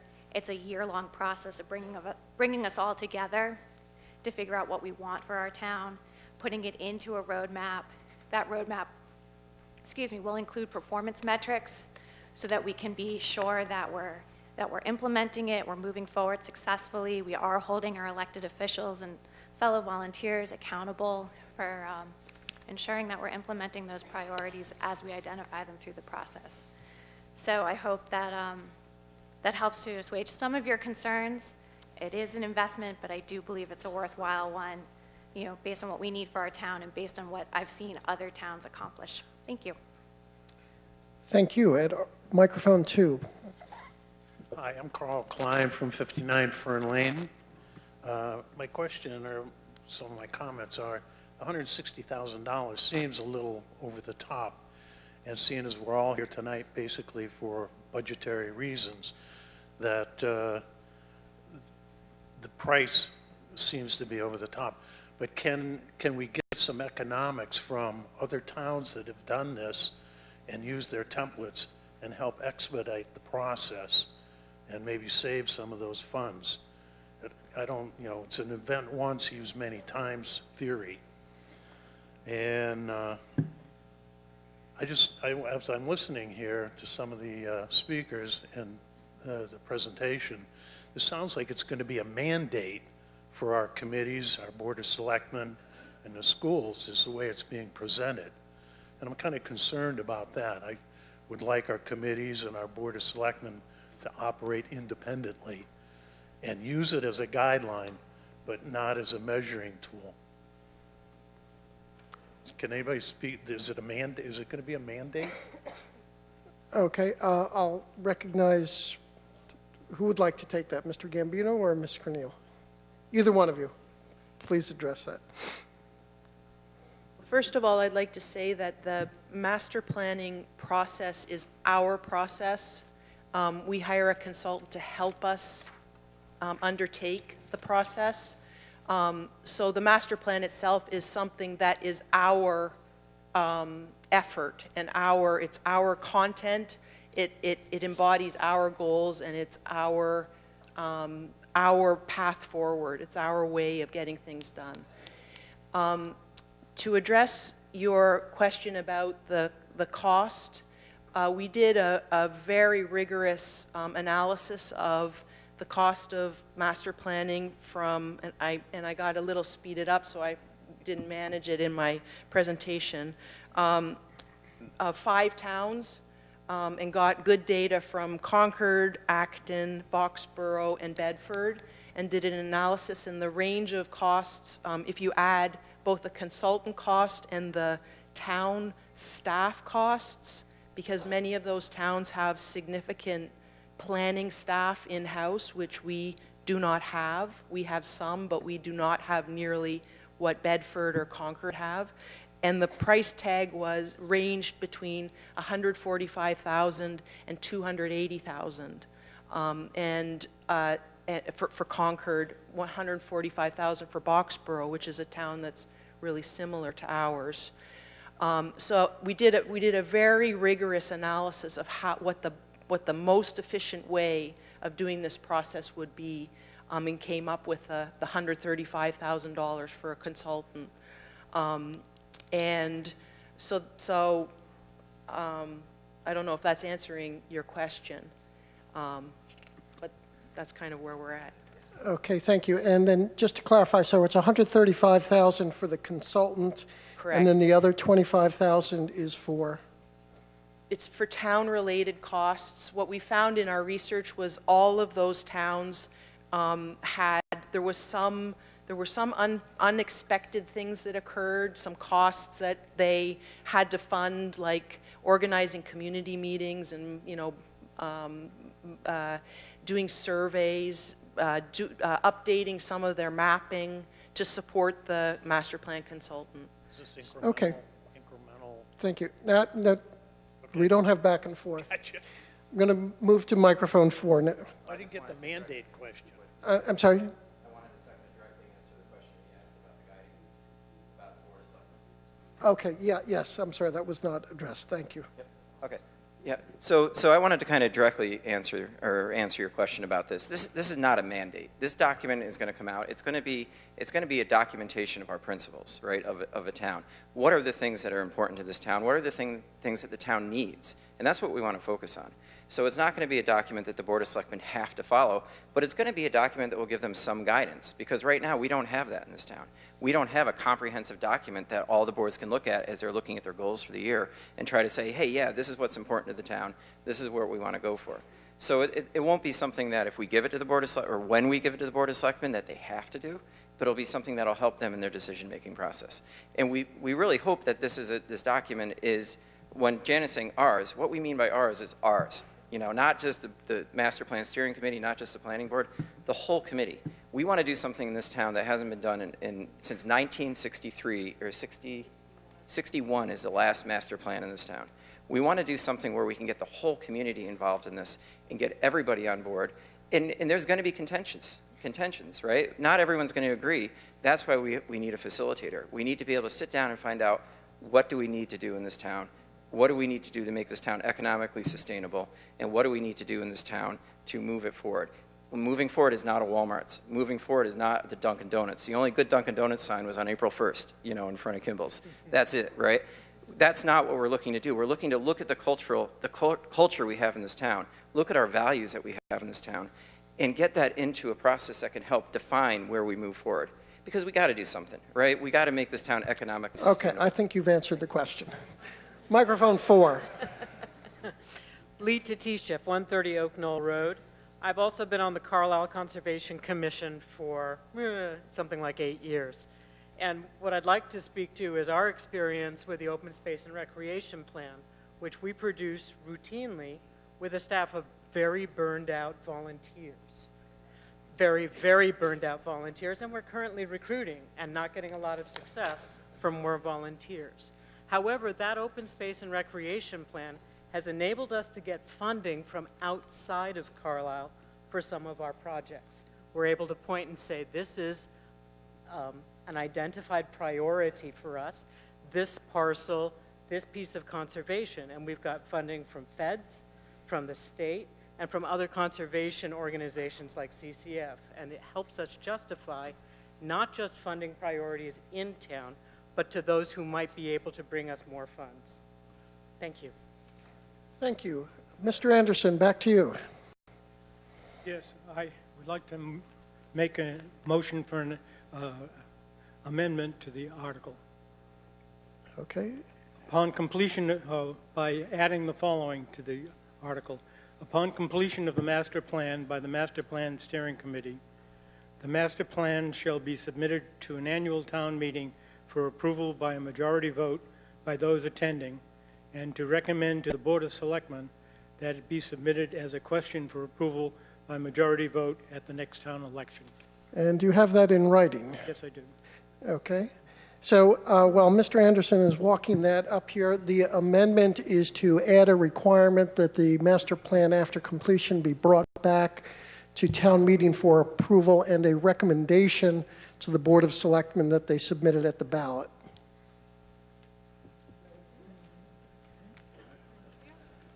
And is there a second to Mr. Anderson's amendment? Do we have a second? Mr. Anderson, you may have 3 minutes to speak to that. Thank you. If I was the owner of an old house that needed some work, maybe some improvements, maybe a new kitchen, a roof, or an addition, and I needed to be spiffed up, but I had a limited budget, I hired an architect to help me organize and schedule and prioritize my needs. Then, when I paid the architect, I would expect to accept his plan or reject it, or reject parts of it, or look for a new plan. Since the town meeting is being asked to pay for the advice of these consultants and the makers of the plan, it should be these people will be setting goals for many parts of the town. It seems to me that the town meeting should be able to accept or reject this consultant's advice at the end of it. That's why I'm proposing that it be a vote for the town meeting and presumably for a town ballot issue. Okay, thank you. So, you can sit down now if you like. So let's be clear where we are now. The discussion on the main motion is now on hold, and we are now considering the amendment offered by Mr. Anderson. The amendment is in two parts, and I just want to explain it because it's little bit different than things that we usually encounter here. So the first part says that the plan after completion would be brought back to to a future town meeting, and that town meeting would have the opportunity to vote it up or down for acceptance. The second half of the amendment is a recommendation to the Board of Selectmen that they also submit to the ballot at a town election for approval of the master plan. The reason that's a recommendation is the town meeting, what's on the ballot is controlled by the selectmen. Town meeting can't tell the selectmen what they must do, but town meeting may express its opinion to the selectmen about what they ought to do. So that's why the first half of this is a requirement that it come back to town meeting, because you are town meeting, you get to control it, and then a recommendation to the Board of Selectmen. So we're now open for debate on the amendment at microphone 4. I'm not speaking to the amendment. Well, then you'll have to sit down and step back up when we get to the main motion, unless you have a procedural motion to make. No. No, okay, so you'll just have to wait. We're only speaking about the amendment at this point. At microphone 2. I was not speaking about the amendment. I was We're speaking only about the amendment at this point. Mr. Friedman. David Friedman, 301 Hutchins Road. While I appreciate the spirit behind the proposed amendment, I think it raises the same question that Mr. Gambino tried to answer in terms of whether this is a mandate or a guidance document, and I think we would run into the same problem trying to define what accepting the plan means.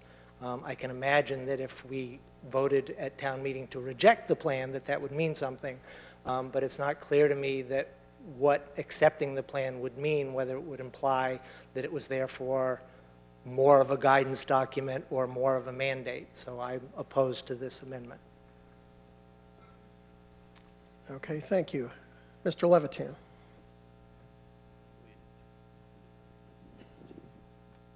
Mark Levitan, 105 Wolf Rock Road. I'm opposed to the amendment too. I think it complicates things, and I'm going to agree with David Friedman on this. And that's that this is not a mandate. It's the product of our work that's coming up with a facilitator, not somebody who's going to tell us what to do. And the quality will be our own work. So it can't decide the other things the plan will recommend that the town will then have to vote on in future town meetings. So I'm opposed to this. Okay, thank you. Do you wish to speak to the amendment? Yes. Yes. David Erickson, 237 Fisk Street. I would have assumed that the town would approve the plan once it was complete. So I support this amendment. I think the town should have a chance to say, is this really where we want to see the town go?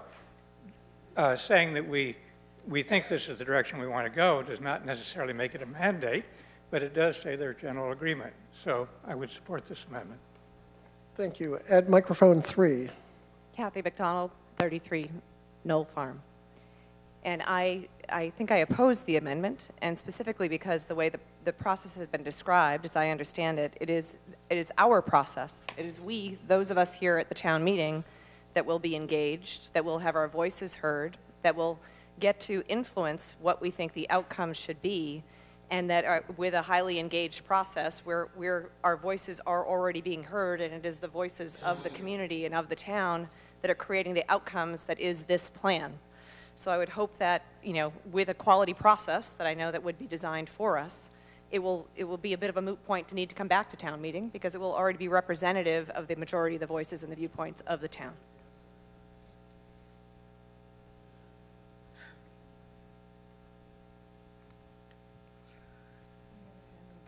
All right, Mr. Gambino? Sure. I'm not going to say if I support or approve or not support the amendment, but I had really one point for town council that I wanted to ask, which was this. If Master You plan get is... to ask the, you can say I'll ask you you, want the to ask, moderator. and Yep, and I'll see if we decide consider it. whether you get an But, answer. so the deal is this, right? Massachusetts state law basically is the governing authority on the master plan. They mandate that towns have the master plan and that the planning board is the authority that approves the master plan. But with that said, I did want to ask town council if he has seen this in other towns where they bring a master plan to town meeting, and if it is something that's been done before or if it's not. We'll take town council's answer on that. Thank you. Tom Harrington, Town Council. So I've seen master plans presented at town meetings. I've never seen a town meeting vote upon a master plan.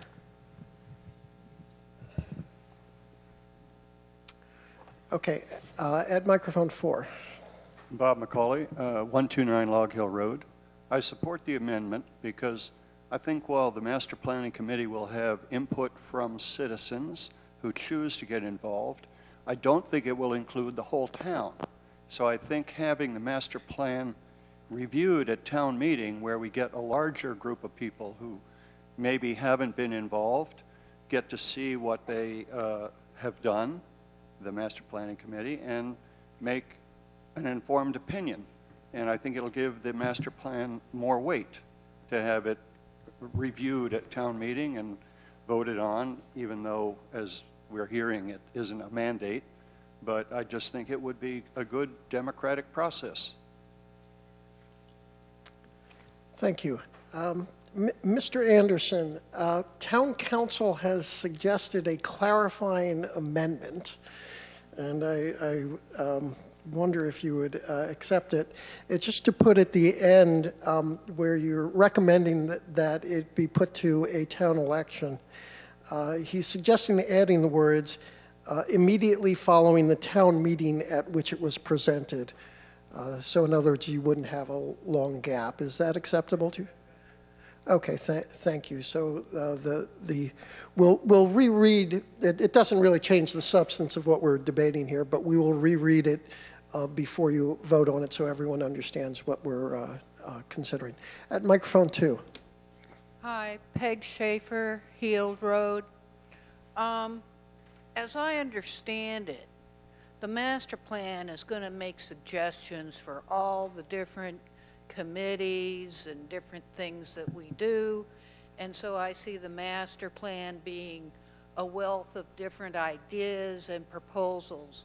And then from that will come specific plans or proposals to be presented at town meeting. It seems to me too broad to say that we will accept the whole town plan or reject the whole town plan. There will be elements, as one speaker noted, we will accept and some we won't. So that's my viewpoint, so I don't support it. Okay, thank you. Does anyone else wish to speak to the amendment? Yes, about the amendment, I think having this amendment will kill the plan before it starts. Okay, could you please identify yourself? Ranjan Matthew, 120 Sunset Road. I think this amendment will kill the master plan idea, concept, whatever, process before it even starts, simply because the master plan fundamentally will ask a lot of people in town, a lot of people in the town hall to spend a lot of time. And if all that time is going to be wasted and then you come here and you suddenly don't know whether it's up or down, nobody's going to spend any time. And I'm sure there are lots of towns that have used the master plan as a model, and we can surely learn from them. Because I'm very afraid that if we don't have the master plan, we'll be back here with another $750, $800 increase in our taxes. Because what's happening is we don't have an integrated approach. Everybody is fighting for their own little pet peeve, and that'll always be the case, unless you have a coordination that makes it all work together. And you'll build more houses, you'll drive more elderly people out of the town, and that will be the community that this will evolve into. Thank you. Okay, thank you. At microphone 1. Hello, I'm Please identify yourself. Henry Hedden from East Rang Drive.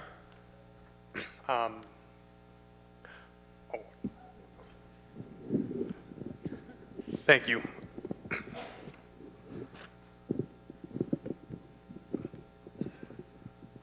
I would just like to clarify, regardless of whether this amendment is accepted, will the findings of the master plan be presented at a town meeting? That is an excellent question. Does the Master Plan Steering Committee have any proposals on that? If Mr. Moderator would be so nice to give us some time in town meeting, we would love to present it. So we'll have to see.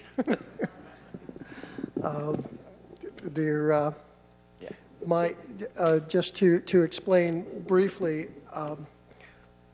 I get a lot of requests to present things informationally to town meeting because it's a great forum. If I said yes to every one of those requests, then we would have, well, we might as well just move to Concord and do those 3- and 4-night town meetings, right?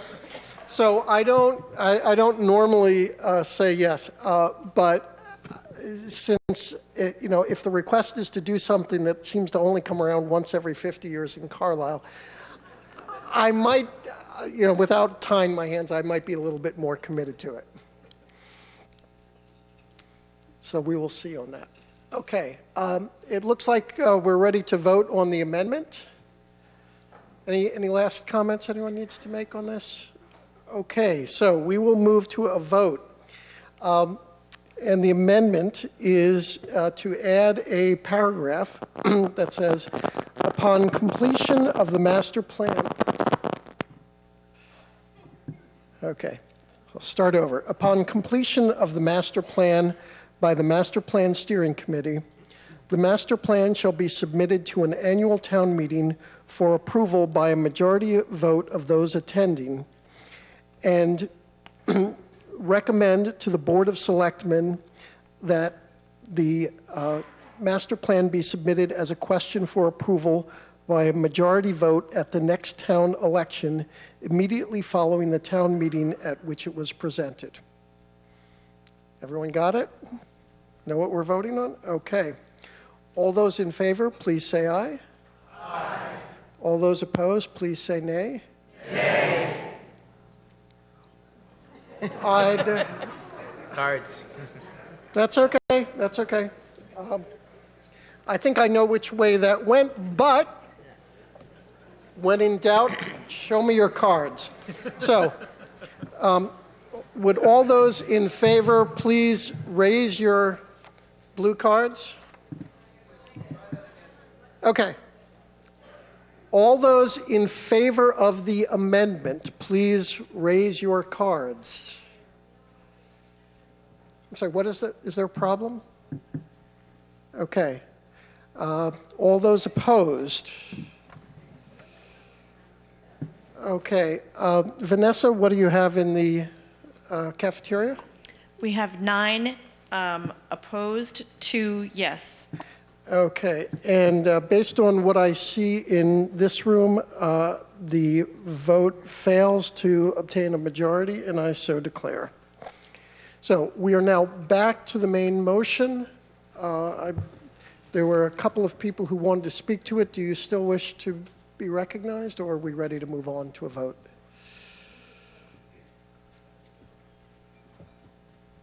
Yes, sir.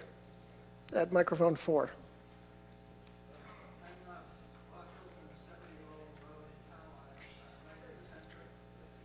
Could you wait a second till we get the microphone turned on? Okay, please proceed. Should I repeat? Yes, please. Bob Hilton, 70 Lowell Road, Carlisle, in the center, where I've had the pleasure and the pain to live for over 50 years. We've put nearly 5 acres into a conservation restriction in the center and have restored 2 of the worst tear-down houses in the village. So those are my credentials, if you will. And I had some concerns about something in this article, and also, I'm sorry to say, something in the next article, and I will try to be very brief. I would like to endorse the current article, and was prepared to do so but we received this leaflet in the mail, which gave me some concern over one aspect on a recommendation that it made. Our town center, it says, I'm quoting, our town center needs new zoning and investment to be a more attractive and walkable heart to our community. And I'm not sure what that means, and I would be interested in an answer to why we need rezoning in the center. And exactly, that's not an if, that's a given, at least in the leaflet. So I would like to hear the committee give its thinking on what rezoning they think is required. If we need more business, I think the center, if we need more business zoning, I believe the center and right around the Rotary, it's a very small district, would probably be the worst place to put it because of the congestion. Okay, I'm going to cut you off there, and I'm going to answer your question, which is whatever's in the leaflet is irrelevant. You're voting on the motion, which is to fund a master plan. The question of should any zoning be different anywhere in town is one of many questions that will be addressed by the plan. And whatever's said in the commitment, in the leaflet is not a commitment of what will happen in the master plan. I wonder if the committee could address why that isn't at least conditional, then it is a given. Town center needs new zoning. I wonder if they could address that was their opinion, and as the committee said, this will be our collective plan. And so, if 300 people show up and say no new zoning in the town center, then that'll be the answer. Well, so we're not here to debate the zoning. So. It's their choice to put it in the leaflet, but we're not voting on zoning tonight, and there's no commitment to it either. Well, I think that particular thing shows poor judgment, so I wondered if they would care to We'll give them one last shot to speak before we vote. Were there any other comments? It's Bob Clark of microphone 3. Robbins Drive. I move the question. Okay, there's been a motion to call the question, and there's been a second. My usual practice is to discourage this motion. However, if I think it's prematurely cutting off debate, but we've had a lot of debate, so I will allow the motion. So there's just a quick majority vote on whether we should proceed to a vote. This isn't the vote itself, it's just should we cut off debate. All those in favor, please signify by saying aye. Aye. Any opposed, say nay. And in the cafeteria? All ayes. All ayes. Okay, so the motion carries. Sorry, one nay. And one nay. Okay, well, the motion still carries by majority, and I so declare. So we will now move to a vote on the main motion, which is to appropriate $160,000 to be expended by the Master Plan Steering Committee for the preparation of the master plan. All those in favor, please signify by saying aye. Aye. Any opposed, nay? And in the cafeteria? The ayes have it. Okay, and I say the ayes have it in here as well, so the motion carries by majority, and I so declare. We now move on to Article 13, which is the Town of Carlisle Complete Streets and Crosswalk Safety Enhancements article. I recognize Mr. Ascolillo.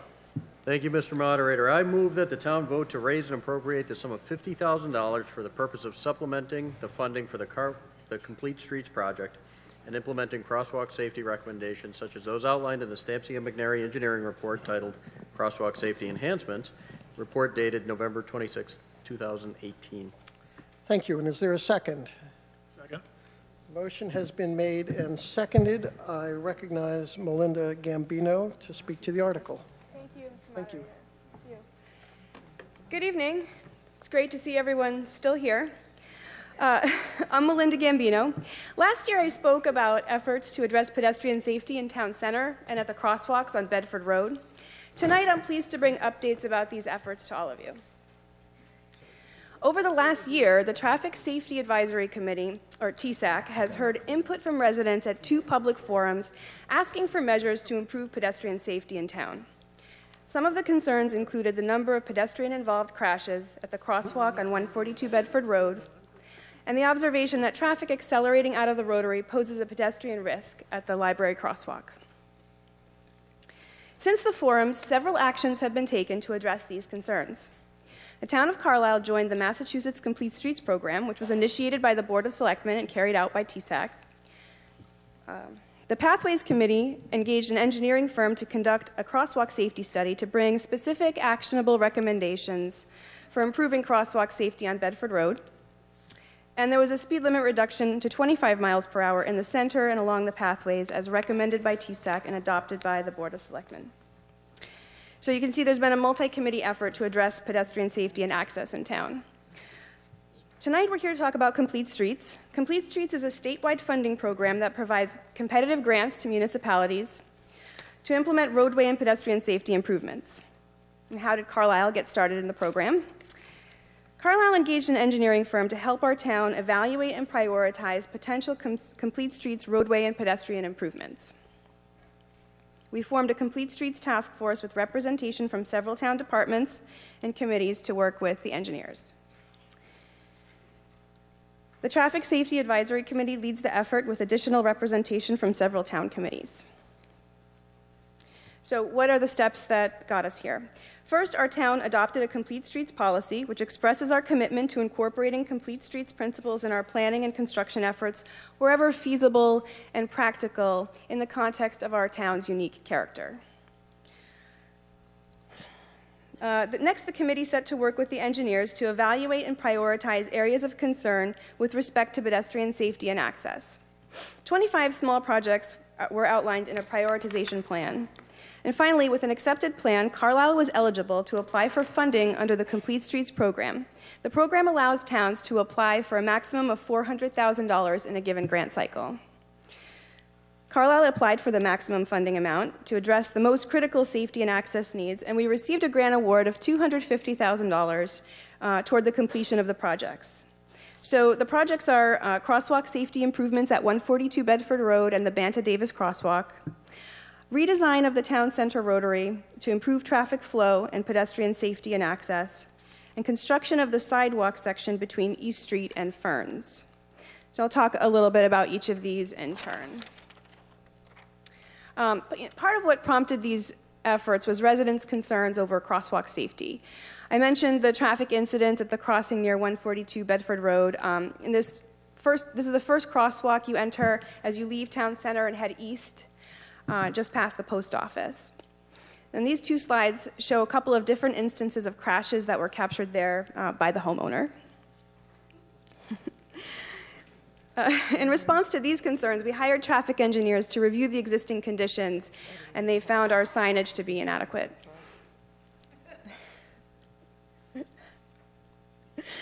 The slide shows the location. Okay, so installation of new lighted signage and advanced warning signalization is recommended to alert motorists to the presence of pedestrians at these 2 crosswalks. The next slide shows the location of the crosswalk circled in yellow where the signs will be installed. These are outside of the historic district on Bedford Road, as I said, at 142 Bedford Road and the entrance to the Banta Davis land. The majority of the work, however, will take place in town center. And this is a concept prepared as part of our Complete Streets application, and many of you may have seen this in the paper. It's important to note this is only a concept used as a starting point, and it's not the final design. Since we've received the grant award, we'll soon start an engineering design phase for the rotary, and there will be community input and information sessions as part of that process. So the goal of redesigning the rotary is to calm traffic entering and exiting, and to improve pedestrian safety in the center. The design process will consider such things as realignment of the approaches, narrowing the travel lane by adding a truck apron, as well as improvements to the crosswalks and ramps for ADA compliance. Again, this is only a concept, but it gives you a sense of the goal. Realigning the approaches makes it more difficult to speed up in the rotary, And the truck apron serves the purpose of narrowing the travel lane for cars while it still provides a surface for trucks and buses to use in their turning radius. And then there's the addition of the ADA ramps at the crosswalks. Lastly, the grant provides for construction of the missing sidewalk segment to connect East Street to the Ferns crosswalk. People see where that is. So, the Complete Streets Grant Award is specifically aimed at pedestrian safety and access, but as a committee, we're also aware that Town Center is the heart of Carlisle, and we will be conscientious to consider our unique character as a town and the aesthetic appearance of the work that is done, and to gather community input along the way. All in all, this is a really great opportunity for the town to complete some important pedestrian safety projects and to improve our town center. We knew during the application process that the town would have to put some funds towards completing the work, and the warrant article will supplement our grant award to complete the construction of these projects. And this slide shows some of the other funding components of the project. So we ask residents to support this work and approve the $50,000 Complete Streets warrant article to supplement our $250,000 grant and improve pedestrian safety and access in Carlisle. Okay, thank you very much. The Board of Selectmen voted unanimously to support this article, as did FinCom. Planning Board voted 5-1 to support Article 13. Were there any other town boards or committees that voted on this article that have a recommendation? Okay, seeing none, the floor is open to debate. At microphone 1. Thank you.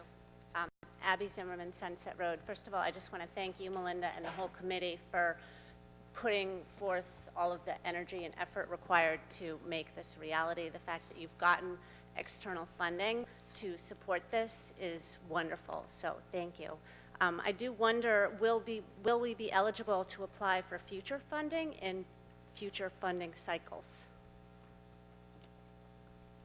Yes. So, as I said, the towns are eligible to apply once they have a prioritization plan that's accepted by the state for up to $400,000 of funding. So we did that in this round, and we will be able to, and depending on how things go, of course, hope for these projects to be successful. We'll be able to apply for future funding. Great. Thank you. Okay, thank you. At microphone 5. Reuben Klickstein, 51 Indian Hill.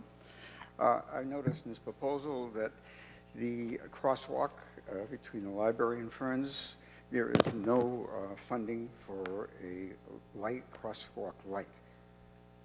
And also, I believe that's one of the busiest crosswalks in town. I want to know, will there be funding for that, or will it? Could I answer? Will that ever happen? Will a lighted crosswalk? So, that particular crosswalk. So, just to clarify the question, you're identifying a crosswalk that is not funded in this proposal, and you're asking, will it be? Yes, about crosswalk lights, flashing lights. Okay, please answer. So, the lighted signalized signage is planned for 142 Bedford Road and Banta Davis Land. There is no lighted signage planned for the Rotary. And we were, as a committee, before we got this grant award, we were talking about how we could improve safety at that specific crosswalk.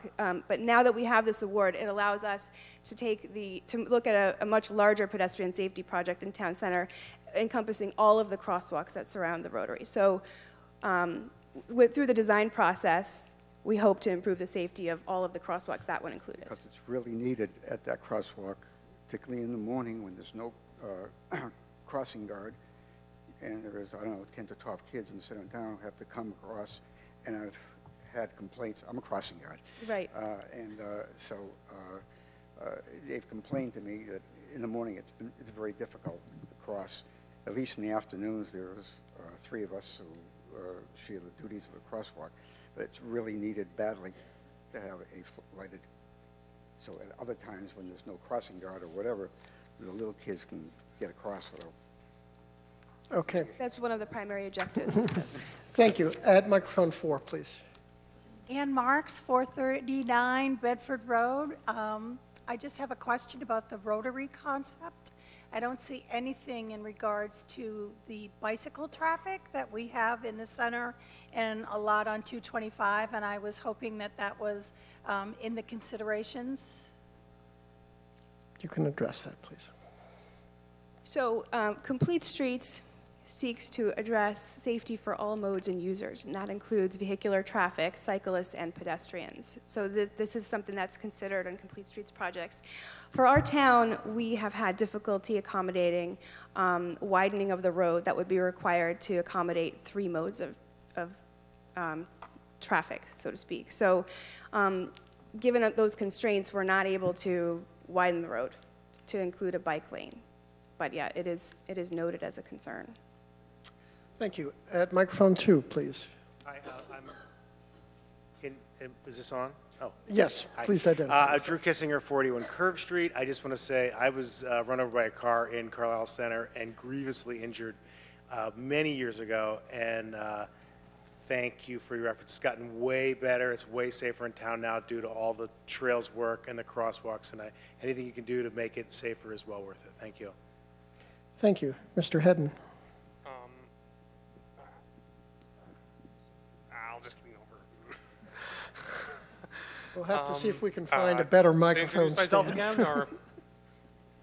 Yes. Please. Again, Henry Hedden, 98 East Ryan Drive. I just wanted to ask if you have an estimate for how long this project will take. Yeah, please answer. So we expect the design process to get underway pretty soon, and that, coupled with the permitting, should take a few months. Construction is under discussion with the DPW and the chief of police about when is the best time, because it's in the center of town, so we'll need to be redirecting traffic. So ideally, construction would take place in the summer months, and if our timeline doesn't permit us to get through the design process and the permitting in time to do that this summer, we'll be taking that on, next year. Oh. Okay, thank you. At microphone 4, and in the meantime, Mr. Byrne, work on that microphone stand for yourself. Make it comfortable for you. At microphone 4, please. Diane Powers, 140 Carlisle Pines Drive. What are the consequences of not voting this $50,000 article? In other words, this is a $50,000 extra. And my question is, what will you have to give up if you don't get this $50,000? Could you please answer? Thank you for the question. We obviously hope that doesn't happen. When we applied for the grant, it was understood that the town would be putting some funds toward the construction of the 3 projects. If we didn't have the full amount of funding, then I believe it might jeopardize potentially some of the quality of what we might be able to do there. And certainly, I think the state has certain sort of minimum requirements for safety with respect to ADA ramps and things like that. So we'd want to be able to accomplish everything that we said that we would. That funding will help us do that. And I think it would put us, in a difficult position if we didn't have it, and it might also make it harder for us to apply in the future for future funding. So would you have to prioritize your projects? Obviously, we'd have to figure out what gets left out. Okay. But you would still get the $250,000 from the state? Yes, we would. Well, yes. Yes, we would. Thank you. Okay, at microphone 1. Peter Byrne, 223 Partridge Lane. This is by no means an argument against pedestrian safety, but has there been some consideration of traffic flow, particularly coming into town in the evenings? And also there was changes to the corner in East Street, and I wasn't sure you mentioned that at all. Okay, so yes, you're referring to yes. Right. Okay, yeah, that was in the original concept. The engineers created a little bit more dramatic turning radius there, and that will not be constructed. What's planned here is just a slight change to maintain the 2 turning lanes that we have now there, and a slight change to accommodate the sidewalk there. So that would not be. And that was your second question. And your first question was related to traffic flow in the Rotary in the evening. Is that? Any time of day, but in particular, sometimes the traffic is backed up almost to Bates coming into town. I'm not sure how the project would address that, but if we need a more specific answer, I could defer to the police chief to talk about traffic. As long as it's if you're asking about controlling traffic coming into Carlisle, I don't think I want that answer to. I was curious about the term calming. We're having a hard time hearing in the cafeteria. Okay. If you could speak into the mic, please. Thank you. Okay. So your question was about what it means to calm traffic? I don't want to go down the line of calming traffic, but it's more, I'd like to expedite traffic flow as well as ensure pedestrian safety. Okay, thank you. We won't take a response to that. We'll just take it as a comment. At microphone 2, please. Lisa Davis Lewis, 327 Autumn Lane.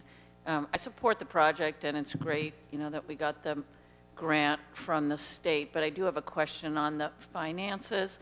I'm pretty familiar with prioritization plans, and they're really very conceptual. So at this point, because the project hasn't gone into design, I really question where the numbers are coming from and whether they mean anything. So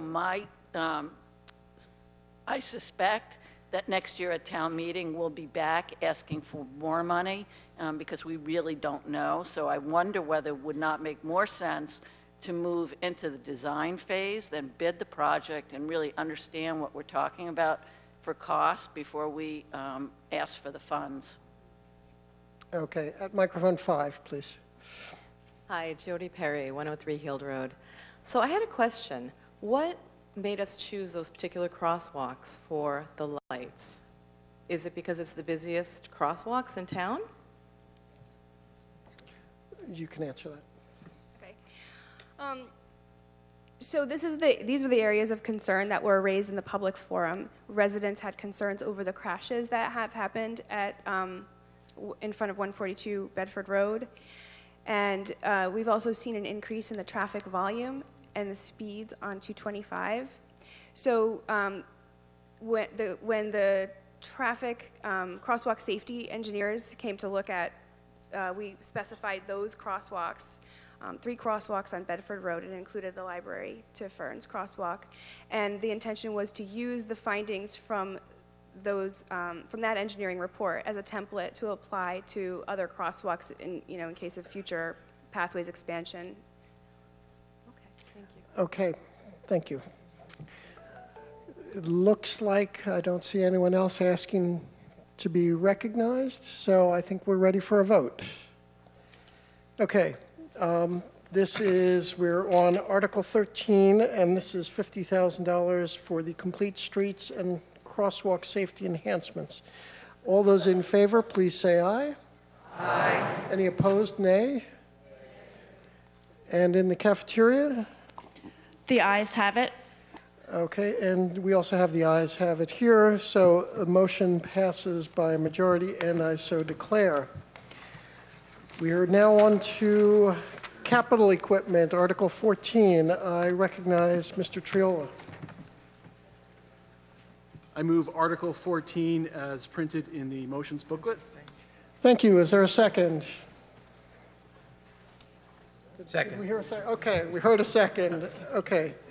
Mr. Triola? I'm just going to give some brief context to this article for those who may not be familiar with long-term capital requirements.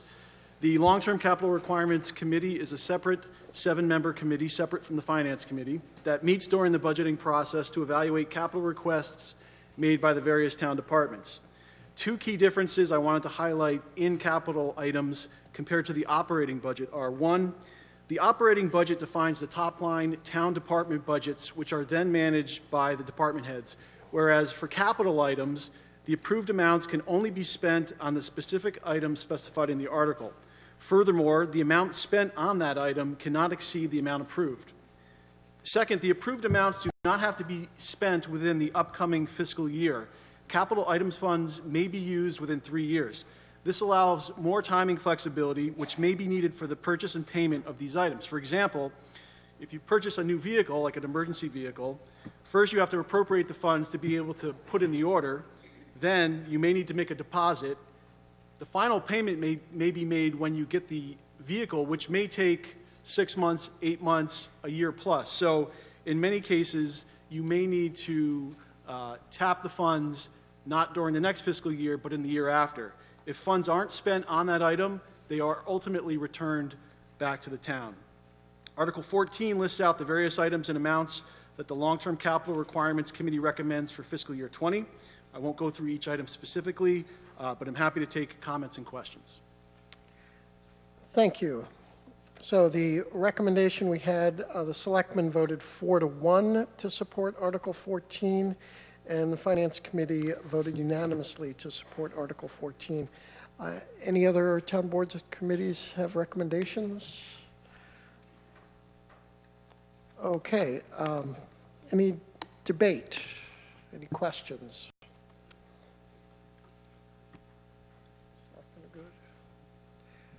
Okay. Seems like we can proceed right to a vote. So this would be an approval for all the items listed in the table on Article 14 with a total of $372,413. All those in favor, please say aye. Aye. Any opposed, nay? And in the cafeteria? The ayes have it. Okay, thank you. The motion carries by a majority, and I so declare. We're on to Article 15, Municipal Facilities. This proposes a series of recommendations for maintenance, upgrade, repair, so forth to various municipal facilities. I recognize Mr. Lerman.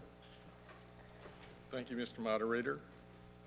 I move the preamble to Article 15 up to the words Motion 1 as... Sorry. I move the preamble to warrant Article number 15 up to the words Motion 1 as written in the motion booklet. Thank you. And is there a second? Okay, so the motion has been made and seconded, and let me just, before Mr. Lerman speaks, let me just explain here. That sometimes it makes sense for one reason or another to break up the vote on a particular article if they're discrete items. And in this case, there was a request that the items be categorized so that 3 separate votes could be taken. And so that's why Mr. Lerman has moved the preamble and then first motion 1. So actually the full motion will be in play here, but we're going to take it one at a time. So Mr. Lerman, would you speak? Okay, I move Motion 1. I move that the town raise and appropriate the sum of $1,610 for item A, domestic hot water mixing valves, and borrow the sum of $57,500 for item B, remove underground fuel tank. Okay, and we had a second for that? Second. Okay. So, you have 8 minutes. Okay, I'll take less. Good. First of all, in the motion booklet, the dollar amounts associated with each of the items, A, B, C, and D, are different than in the motion because the contingency fee is built into the dollar amount in the motion that I just moved. The domestic hot water mixing valve is for the police station. Right now, the police station requires frequent attention by plumbers because the hot water is often scaldingly hot. This thermostatically controlled hot water mixing valve will address that problem. Removal of the underground fuel tank is for the generator at the fire station.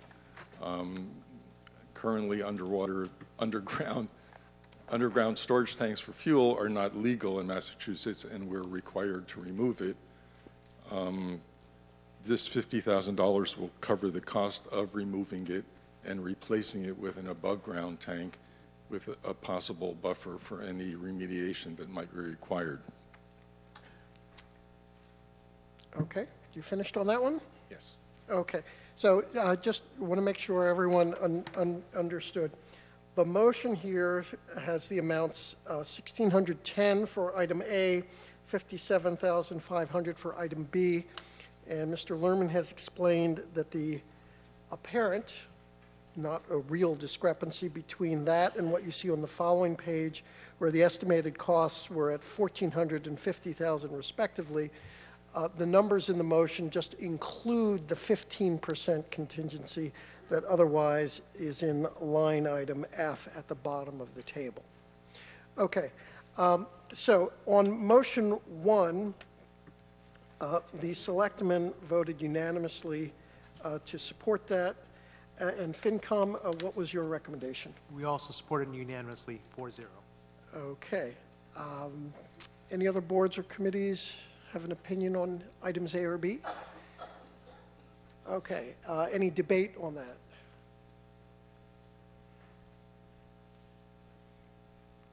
Okay. Mr. Erickson?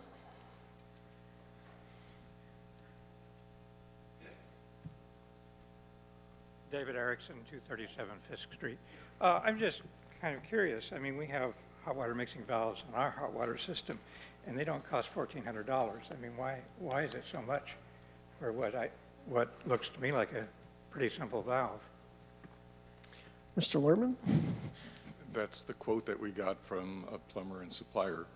It's a thermostatically controlled valve. You set the temperature, and it automatically adjusts the flow of hot water and cold water to the temperature that you've set it at. Is this a very large system or something? 'Cause like I say, we have something like that on our solar hot water system, and it's just a small valve, and that probably costs more than the tank and the valve combined. So I'm just curious, is there something special about this? All I can tell you is that that's the quote that we got from the supplier.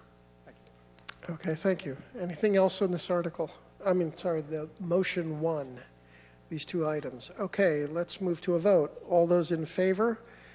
This is a vote on, again, motion 1, 1610 for the valves, $57,500 to borrow for the removal of the underground fuel tank, and that would require 2/3?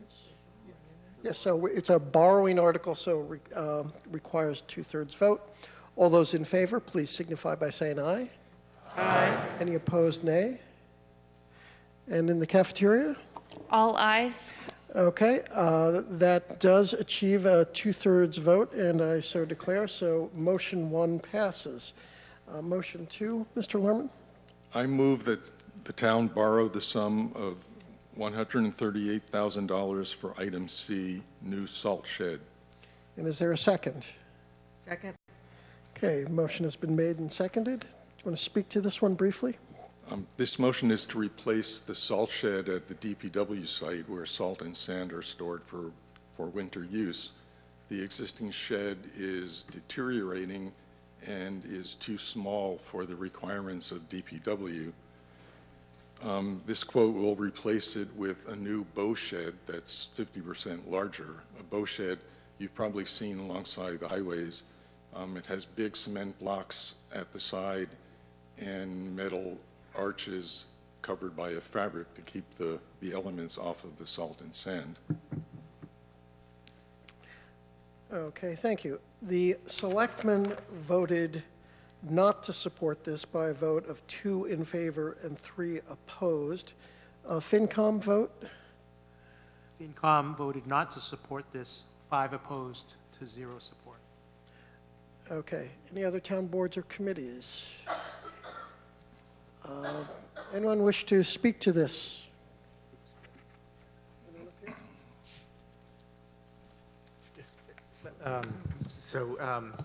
I think the discussion that it was not unanimous, obviously, but my thought was that it just gets down to a budget thing, and there's a lot of things that we're doing for facilities. There's a lot of projects that we have, and as we look through what we had done in long-term caps and we looked down through this one, we thought, well, this is something that we could just put off a little bit so that we can defray the increase in this year's tax. Okay, thank you. Did anyone else wish to speak to this article? Anyone else from the Selectmen or FinCom?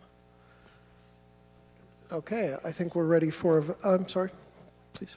Abby Zimmerman. I live on 168 Sunset Road, very close to this facility, and I object to the proposed boat shed. I think that would be really ugly and unattractive. That's already a part of town that gets a lot of trash and doesn't look so great. And I think if they're going to do anything, they should, A, spend less money. That's a crazy amount of money to put into a salt shed, and B, make it look better than cinder blocks and plastic. Thank you. Okay, thank you. Anyone else? Okay, we're ready for a vote. This is $138,000, including the 15% contingency for the salt shed. All those in favor, please say aye. Aye. Any opposed? Nay? Nay. And in the cafeteria? The nays have it. Okay, and this too was a 2/3 vote required because it's a borrowing one. It failed to achieve a 2/3 affirmative vote. The motion fails, and I so declare. Mr. Lerman, motion 3. I move that the town borrow the sum of $195,500 for item D, DPW office trailer, and item E, new septic system. And is there a second? Second. Okay, Mr. Lerman. Currently at the DPW site, the people that work there are located in a space that's above the area where trucks are moving in and out. The space is not handicap accessible. You get there using an old spiral stairway that I think came from the library. It's inadequate for the purposes it's used for, plus there's some issues about fumes from running vehicles in the various bays penetrating into that area. So we proposed moving people out of the DPW barn into a separate trailer that would be ADA compliant. It would be safer for the people that work there. It would have male and female restrooms and showers. That trailer would have to connect up to a septic system. The existing septic system at the DPW site is in failure, so in order to do the trailer, we have to put in a new septic system. So the $195,500 is for the actual trailer, and oh, well, let's see. Well, there's money allocated for the trailer and money allocated for replacing the septic system. Okay, thank you. And the selectmen voted 3-2 in favor of these two items. And the FinCom recommendation? FinCom's unanimously supported this 5-0. Okay, thank you. Any other boards or committees? Recommendations? Okay, any debate on this one?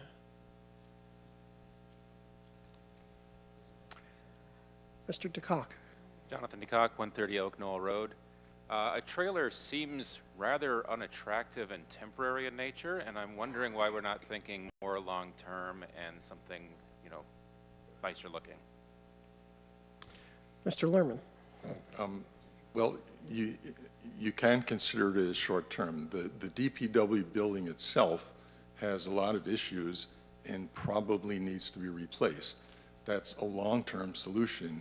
The trailer is a short-term solution to get the people that work there into a better environment. When the long-term solution is put in place, which may be years into the future, that might require taking down the DPW building and putting a new building somewhere else, the septic system will need to be in place for the new building wherever it will be, and it will be sited in a way that will make that possible. And if the trailer is no longer necessary, it can be sold and or reused somewhere else in town. Okay, thank you. Any other debate on this motion? At microphone 3, please. Hi, I'm John Lavery, 395 School Street. I'm also on the Facilities Committee. Jerry, in his discussion of the current status, omitted that the improvements that have been done inside the building have been done by the DPW staff over time. They're not to code. It's basically a fire trap. I'm not quite sure how the building commissioner in town has allowed them to occupy the space for the past 20, 25 years. A single call to OSHA shuts down that building. If one of those people choose to complain or a whistleblower comes in, I think our greatest concern was not that kind of interference, but safety.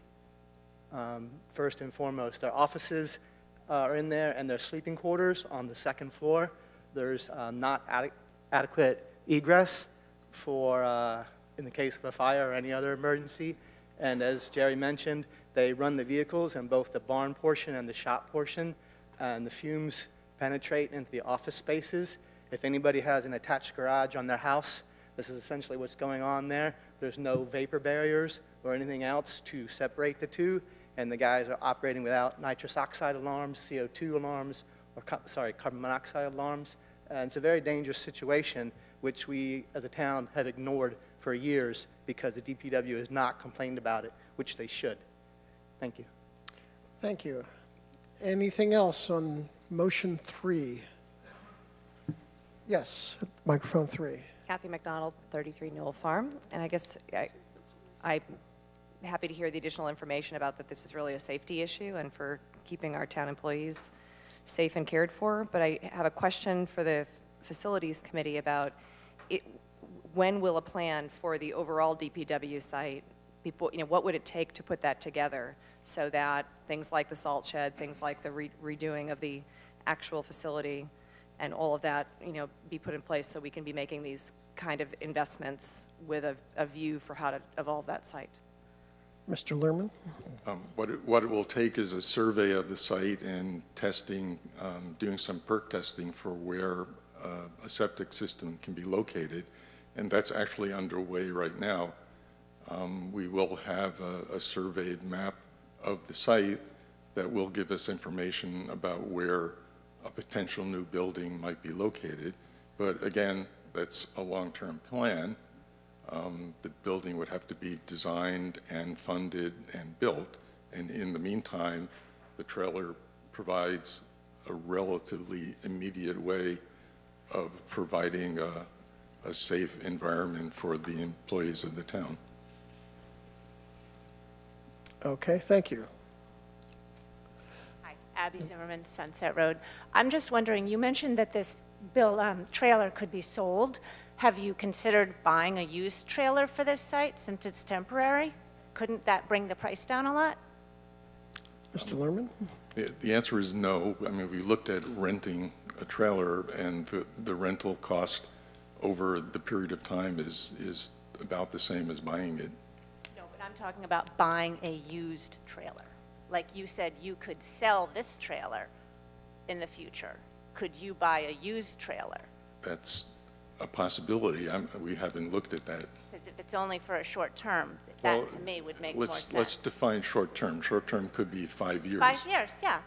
But I mean, people buy used cars and used mobile homes. So. Okay, I think the question has been asked and answered. It has not yet been considered. Okay, anything else on this one, or can we move to a vote? Okay. So again, we are voting on a total of $195,500 for the DPW office trailer and new septic system to be borrowed, therefore requiring a 2/3 vote to pass. All those in favor, please say aye. Aye. Any opposed, nay? Nay. And in the cafeteria? I think the nays have it. The nays have it. And how many people do you have in the cafeteria at this point? All right, we're having a discussion here. We think the ayes have it. I think I need to take a hand count. Is that okay, Okay, Mr. Moderator? sure. Why don't you have people show their cards, and we'll do the same here. Okay, thank you. So, all those in favor, please lift your cards. Anyone opposed? Lift your cards, please. Okay, I think we've got well more than 2/3 here in this room. And in the cafeteria? 9 ayes. Okay, so the motion carries by greater than 2/3, and I so declare. We're now finished with Article 16, and we can move on to Article 17. Mr. I'm sorry. Oh, I'm sorry. Thank you. I always appreciate making a mistake because that gives you the opportunity to correct me, and I'm fine with that. I need people looking over my shoulder. Mr. Lerman, Article 16, please. I move that the town vote remediation. to raise and appropriate the sum of $70,000 to be expended by the Board of Selectmen for remediation related to a fuel tank removal at 80 Westford Street. Thank you. And is there a second? Second. Motion has been made and seconded. Mr. Lerman. In December 2018, 2 underground fuel storage tanks, one for gasoline, one for diesel, were removed from the fire station. Testing of the groundwater around the tank excavation site showed traces of fuel leakage, which triggered mandatory testing of the public water supplies at Town Hall and the fire department. Town Hall's water had no detectable levels of hydrocarbons, and the fire station had a detectable level of MTBE, though at a level 100 times lower than the allowed level for drinking water, and no other detectable hydrocarbons. The MTBE could possibly be a remnant from the fuel spill at Daisy's. Even though the levels were low, the Mass Department of Environmental Protection required an IRA, an immediate response action plan. This included testing 8 private wells within 500 feet of the fire station and also drilling monitor wells in the vicinity of the excavated tanks. A licensed site professional was hired by Carlisle to file the IRA, perform the water testing services, and file reports with the state. Their estimate of the cost for this service ranges from $20,000 if testing shows little or no contamination to $70,000 if testing shows detectable traces of contamination.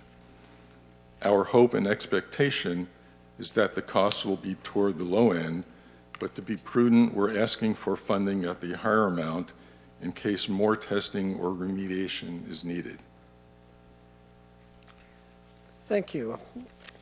We had the Board of Selectmen voting unanimously to support, as did the FinCom. Did any other boards or committees have a recommendation on this?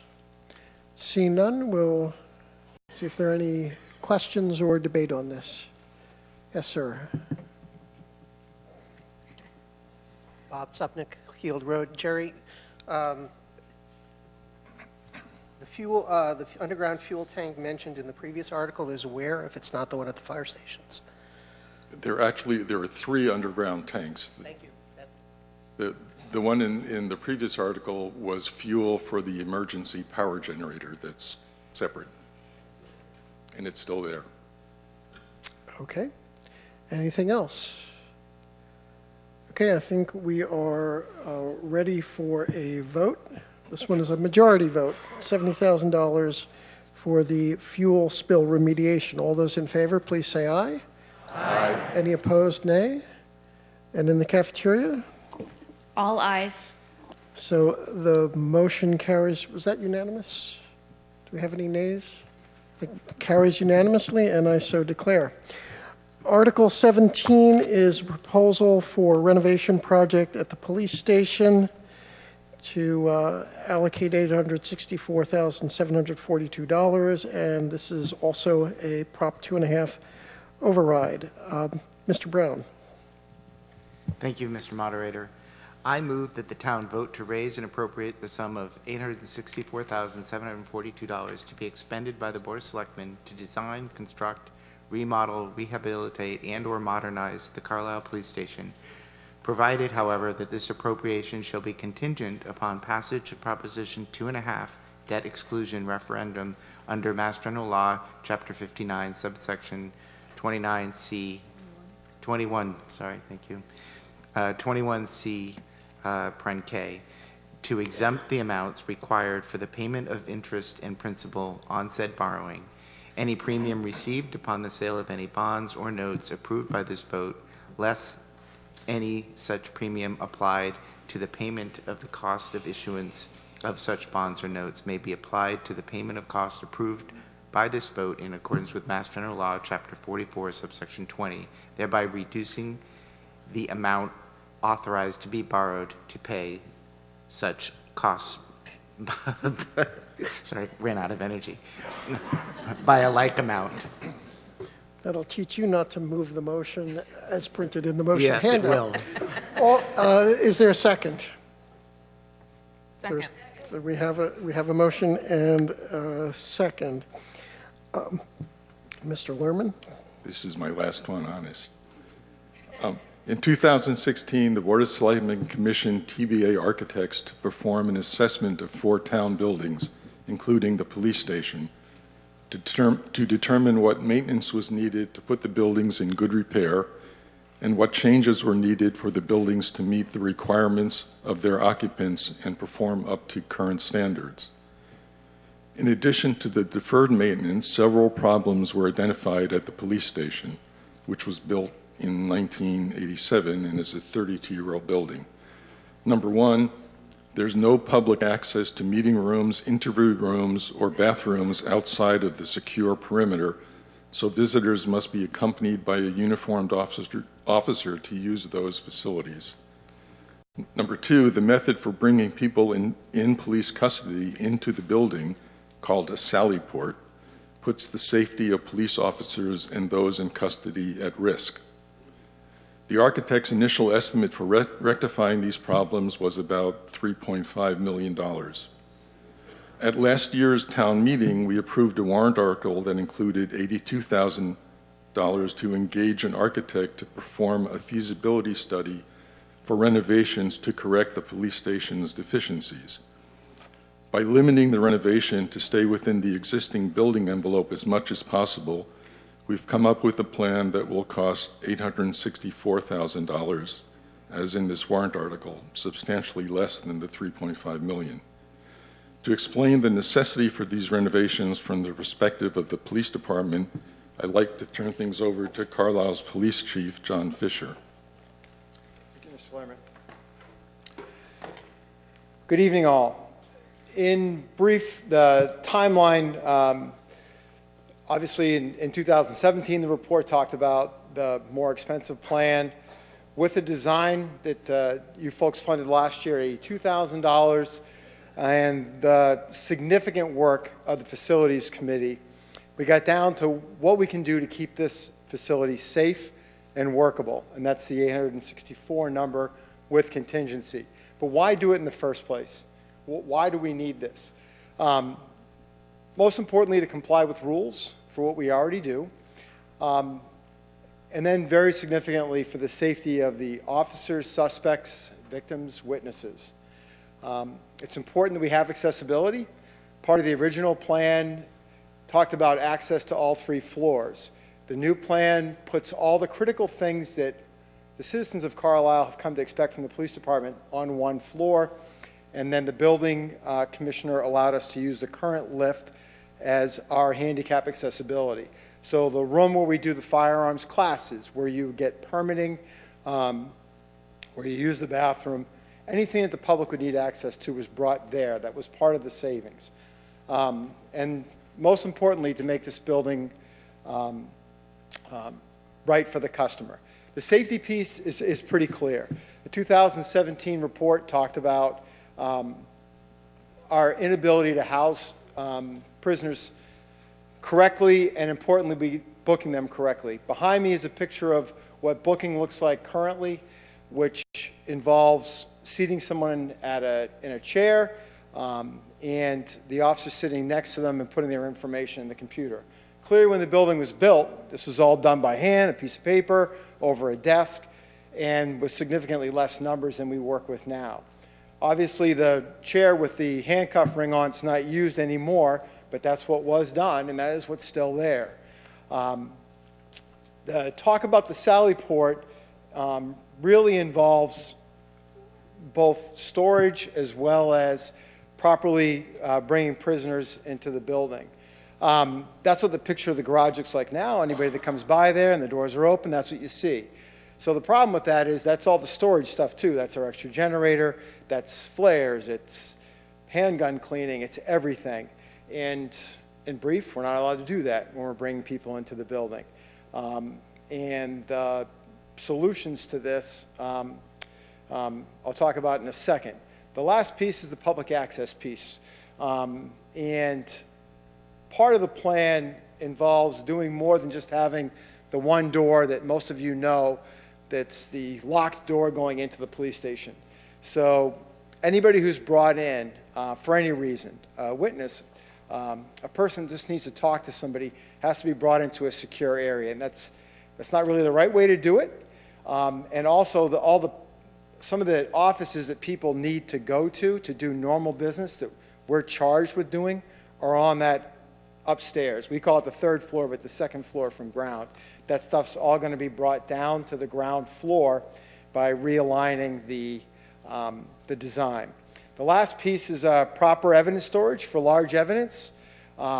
Currently, that's in the gray shed that was built way back when we were doing MBTE remediation prior to my time, more than 15 years ago. That's the building that housed the motor that did the water circulation. That's where the long-term storage is for large evidence. It's packed, and it's not the right way to do it. It's a padlock with a camera aimed at it. And the shed's about to fall down in itself. So in brief, this was the floor plan. This is the ground. This is the 10,000-foot view of what the property will look like. In blue in the back, you can probably see where the new garage would be. And the blue square that comes off the police department building is the Sallyport. So that'll be a dedicated area to bring folks in and out of the police department. The last blue thing that you'll see in the front is an emergency exit that we do not have. And that's just basically cutting a hole in the side of the building and giving people an emergency exit. So the basement will look like this. Blue areas are areas that were touched as a result of this construction. The Sallyport, the booking area will become compliant. So there's a secure area for the person being booked, and importantly, is a secure area for the officer doing the booking so that the person can't get access to them. It also takes care of access control. They'd have to go through 2 locked doors to get outside. Right now, if someone felt compelled to overpower an officer and run out, they would just be going out one door that's not secured. The rest of the ground floor is untouched. On the main floor, you can see that we reconfigured, for those of you who've been in there, a couple of the offices, and we're putting the classroom on the ground floor, putting a handicap accessible bathroom right inside the door, and which will also leave us a small area to talk to witnesses and people that need to be spoken to, like young people, like C4RJ, for those of you who are familiar with that ability of our town. And of course, it throws in the new emergency exit. Second floor remains largely unchanged. All we're going to do is put a wall up between what is now the classroom and an office. The new garage that's out back will be out back. It has a workroom in it, so all the stuff, the firearms cleaning, anything that needs to be handled, worked, all of our windshield washer fluid, anything that takes care of cruiser maintenance will go in the workroom. Evidence storage, self-explanatory, that's going to be a locked area. The cruiser is to keep one car warm there, one car warm in the Sallyport, to alleviate idling the vehicles in the winter when they're at the station. Storage is storage for things like cones, signage, things that you saw in the garage that have to get out of there. The last piece is our motorcycle, our ATV, and the mountain bike, and they'll go in the front of that. And thank you very much for considering this request. I know this is not easy, but it will make us much safer, bring us into rules compliant, and I think be much more customer friendly at a very reasonable cost. You should give a lot of credit to the folks on the Municipal Facilities Committee for working with a very, very sharp pencil. Thank you. Thank you. Okay, so the selectmen voted 4-1 not to support, so 1 in favor, 4 against. To support. I'm sorry, 2 and 3? A different vote? Okay. We voted 4-1 to support Article 17. Yeah, we took a vote. You had a revote? Okay, so it's now 4-1 in favor, okay. So different from what is written in your motion book. They voted earlier this evening after this was printed. FinCom, your vote? FinCom voted not to support it, 1 in support, 3 in not support, and 2 abstaining. Okay, any other boards or committees? Okay, let's have some discussion about this. Mr. Friedman. David Friedman, Hutchins Road. Can we have the microphone? David Friedman, Hutchins Road. I support this article. This is not a wish list or a Cadillac upgrade. It has been assiduously whittled down by the Municipal Facilities Committee to what I trust are the essentials. There's been a suggestion that we should wait to address these essentials till after the master plan process is complete. I don't buy this argument, not because I don't think the master plan may provide some guidance on the possibility, for example, of a future combined public safety building. Rather, I think it will be clear that we don't and won't need a combined facility, and I expect there will be other needs that will be higher priorities.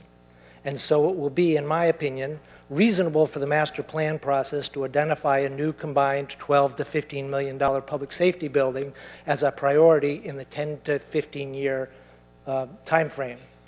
Let's be realistic about timing. A couple of years for master planning, some time for debate about a decision to proceed on the $12 to $15 million expense, time to budget for design and planning, then the designing and planning, perhaps the need to acquire land, and then actual construction, easily 7+ years. Having already kicked this can down the road for 5 years, and thanks to Chief Fisher and his department and the Municipal Facilities Committee having polished the can during this time, I don't think it makes sense to kick it down the road for another year or two.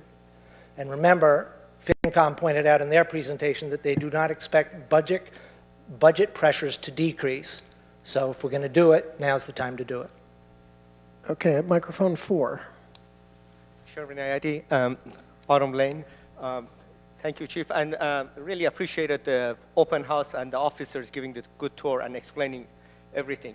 I do have a question, though. I do support it, but I do have a question because, you know, the explanation and the tour was really great. There's a lot of things that has to happen, and as you said, compliance is a key thing. Is there a way the cost could be managed differently? The construction, the additional structures. There's the issue of parking. There's a lot of other things.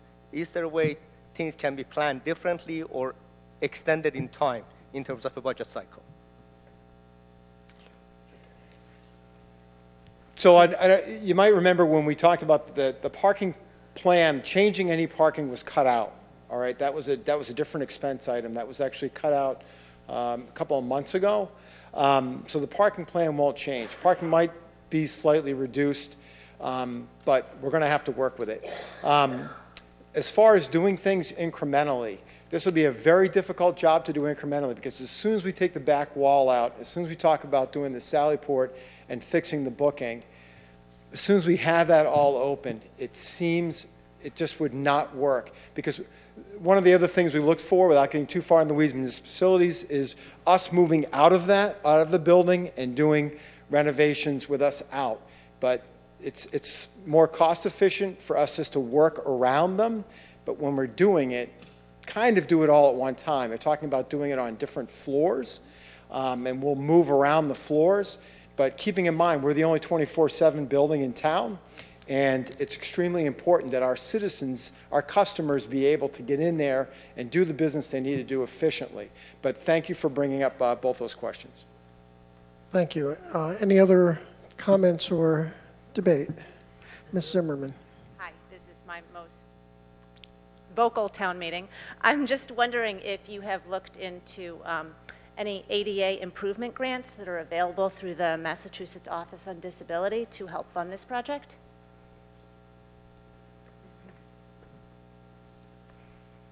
That's a really good question. We probably will take a look at that, but we're mostly looking at being ADA compliant. We were really focused on that piece. If there's money to help us with that, I am all for it. And I'll probably ask our friends in the design world that have those contacts to do that. But it was really, really important to us to be ADA compliant with this plan. And this was the least expensive way to become ADA compliant. Thank you. Also, another question. Have you applied for any variance on the ADA compliancy at any point in this planning process? So we didn't need to when the building commissioner allowed the current lift that's there to work, and when we moved all things that were required for citizens to be able to do there, to be done on that floor, that kept us ADA compliant, and especially with the one cell that we're adding in the booking area, is women and ADA compliance. We're leaving the other cells like they are, but right now we're not compliant with the ADA, and this will bring us into ADA compliance with the cell area, and then the bathroom, because it's the new bathroom that's going to be in there, will be ADA compliant. Does that answer your question? No, I was just asking, you can apply for a variance, and then you have to get an extension year after year if you aren't meeting the ADA compliancy rules. And I was asking if you had ever applied for that so that you could figure this out more. But Try that's to do fine. it. All right, thank you. Okay, thank you. Any other comments? Sorry. Please. Tom Smith, 195 Stern Street. I was the dissenting voice on FinCom. I voted for this. Obviously, I'm speaking as a private citizen. And I'll tell you why. I believe in the planning process, but to echo the comments from before. Could you please move closer to the microphone? So I believe in the planning process, but to echo previous comments, I think it'll be years before the planning process actually solves this problem. Meanwhile, the problems continue, both on the negative side as well as the positive. The chief emphasized some of the negative issues, ADA compliance, safety for civilians in the police force, inefficiencies in the process, et cetera. I believe you also mentioned, we talked before, there are some efficiencies you could get in terms of collaborating with other police departments in the area, sharing forces and so forth, that you can't really do now. You can't really fully leverage the cooperative effort among police departments. And I would think that given the fact that the reality is we're going to have probably 6-7 years before this thing gets solved through the planning process, with short money to spend the money now to avoid things like the problems we may have, lawsuits, God forbid, et cetera. So I strongly recommend voting for this. Thank you. Thank you. At microphone 2. Hi, Ann Davidson at 46 Lowell Street. My question is a specific one. I'd like to know what our projected lifespan is on the building, either with or without the proposed renovations and addition. The building, I think you stated, was built in 1987, so we're 32 years in with this building, correct? So can you tell us what the lifespan would be if you didn't do any of these renovations? I understand it's not compliant, but I'm talking about like the actual envelope of the building, the mechanicals, the plumbing, things like that. And then what is the expected lifespan post the $865,000 investment? Could you please address that? Well, the architects tell us that the building should last for at least 10 more years. Now, there will be, the various systems, heating, plumbing, will need maintenance along the way, but the actual building structure should be good for at least 10 years. And is that with or without the renovations? It's probably without the renovations, but the building won't be functionally useful for 10 years without the renovations. Okay, so I just want to clarify, it's an $865,000 renovation, and the building will then be useful for 10 more years? That's what the architects are saying. Now, okay. Will it last longer than that? Yeah, sure, probably. Okay. Will we want to still be using it in 10 years? That's something that the master plan will probably address. But in the meantime, we'll have a building that will be functional for what it's supposed to be, namely a police station. Okay, thank you. Mr. Erickson. David Erickson, 237 Fisk Street. So I was here when we voted to build the police station in the first place. And I'm wondering why these weren't viewed as problems when we first designed the police station. Well, you probably remember from that time period, because I was a police officer back then too, and I had more hair. But keep in mind that we've moved from storing information in paper to electronics. That also our town has exceeded the 5,000 resident limit, which creates a whole different group of requirements that we had to do, and back then it was not. When this was built, we had very few arrests, we had very few police officers, we had not a big traffic problem. If you look at the traffic studies from the time period you're talking about and look at what we do now, it's not even close. So, our job has changed, but we also know a few things about doing our job better now, about how to keep people safer, about how to handle people that are having their worst possible day. We always see people on their worst possible day, and it's incredibly important that we treat them with respect. And I got to say, when I came on the job, it was a hair different. And I think we've changed for the better. I think this building has served us well. And I think we will get 10 plus years out of it. You paid for a new roof a couple years ago.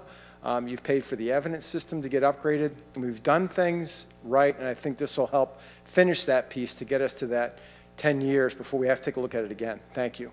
Okay, thank you. Add microphone 2. Carolyn Liang of 130 Ember Lane.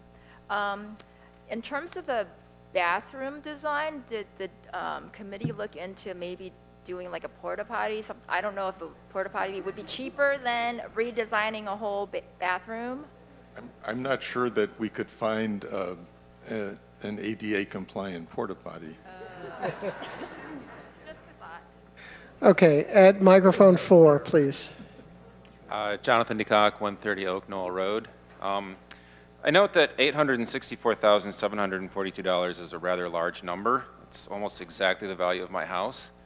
I note that this is a Proposition 2.5 override, and I'm wondering if you can explain to the voters the actual increase to our tax bills on average if we pass this. Do you have that number, or does our treasurer or someone from FinCom? Is there anyone able to? Please. Bonnie Fleck, treasurer collector. The average increase to a home valued at about $823,000 is about $67 a year. Thank you for that. Any further comments or questions? At microphone 2.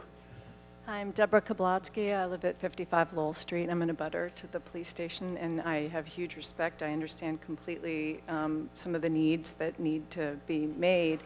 And I just wonder, I live in a very small footprint next door, so do you. And we have historic burial grounds next door. We have streams, wetlands in the background, and it feels like you're putting a lot of stuff in a very small place. And I'm concerned about that and what that will look like for the lands, the landscape of the center. And my second question is, this is a massive renovation. How are you going to continue to serve the community under these kind of massive renovations? Okay, you don't have to answer the first question. It was an expression of a concern. Second question about how you will handle the transition, or actually during the construction, I think is an important one. So excellent question. And when we're talking with the architects, we started talking early about what we would do first to ensure that we can stay on budget and keep business as usual going 24/7. That's going to really be a major part of this, to ensure that people can safely get in and out of the police department, so that our police officers are safe during this. It's going to take some planning, it's going to take some thought, but we have a high level of confidence we can get that piece done. And you probably know, part of this design is we've already kind of lowered the roof line of the garage to really ensure that not much can be seen from folks driving by. Obviously, your property's right next to us. You're a perfect neighbor. Thank you. But you unfortunately will be able to see the garage, and there's just no ifs, ands, or buts about it. But thank you for bringing up those questions. I hope I answered everything. Okay, thank you. Any further comments? Okay, I think Mr. we're... Moderator? Yes, I'm sorry. Hello. Since I'm the only, Kerry Kissinger, since I'm the only dissenting vote in the selectmen, I think I should at least, I owe John the courtesy of explaining why I voted that way. First of all, I think the building structurally is sound. It's not a structural issue we're dealing with. It's the issues of workarounds, things that the state requires us to comply with but never funds us to comply with those rules. And we've been working around those kinds of issues for quite a while, and we'll continue to do that. So we're in a building that's structurally sound but requires us to do a lot of workarounds in order to be productive in that building. But this $800,000 as a mortgage, when you pay your mortgage, if you get a mortgage for $800,000, by the time it's paid, do you know you paid more than $800,000 because there's something called interest associated with that?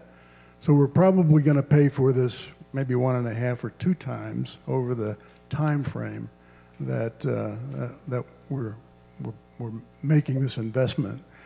But my primary concern is that given all else that we're trying to accomplish, and a lot of people have made comments about the master plan. They apparently know what the outcome is going to be far better than I do at this point. But I think that this is not about the health and safety of the town.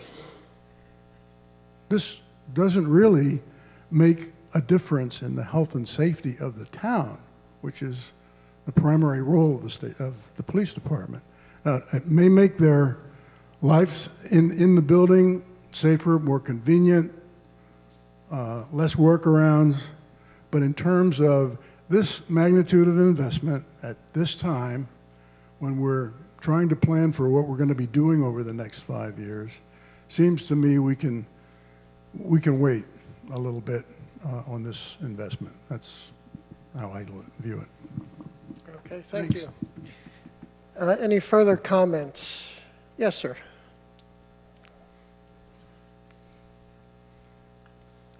Claudio Rebbi, 52 Indian Hill Road.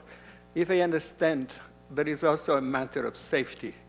And I believe that the moment in which hoping never happens, one officer is hurt, or worse, because we don't have the appropriate safety position, we would regret not having spent those $800,000.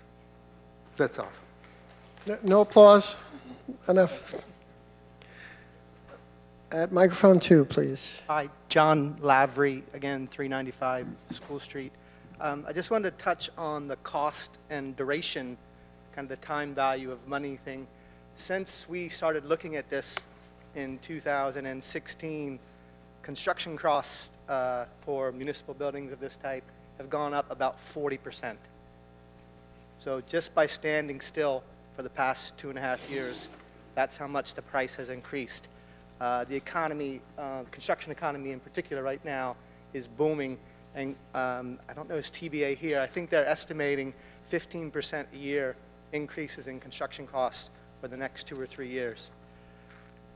Delaying this is going to cost us a lot more. I'm very sympathetic to the argument that we're trying to do a lot in town, and this is a big lump, but delaying it is just going to make it a lot more expensive.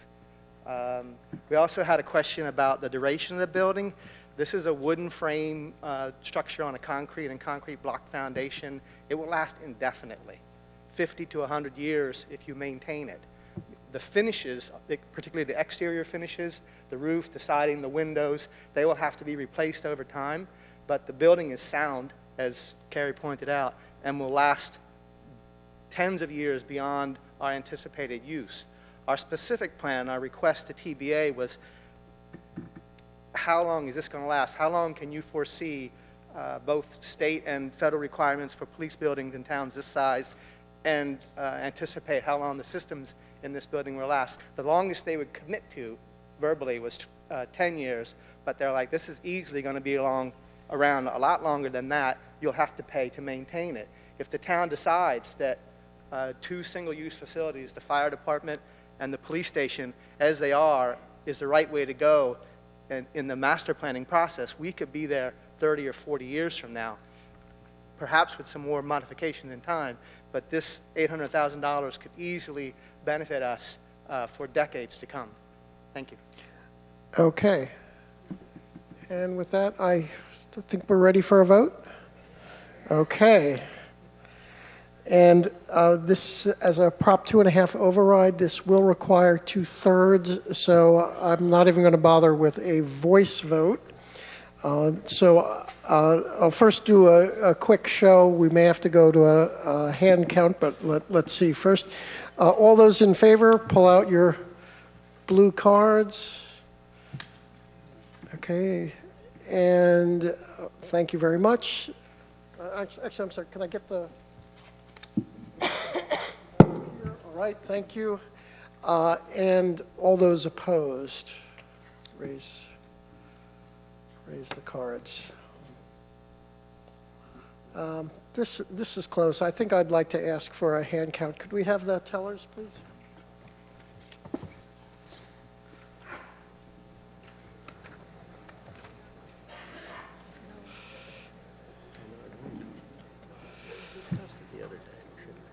Okay, so anyone who is not a teller should be sitting down. Otherwise, you won't be counted. And what I'll ask is, when I ask you to vote, hold up your card and keep it held up until you have 2 tellers assigned to your section. If they go like this, then that means you're okay to put your hands down, but not until they do that. So all those in favor, please raise your cards.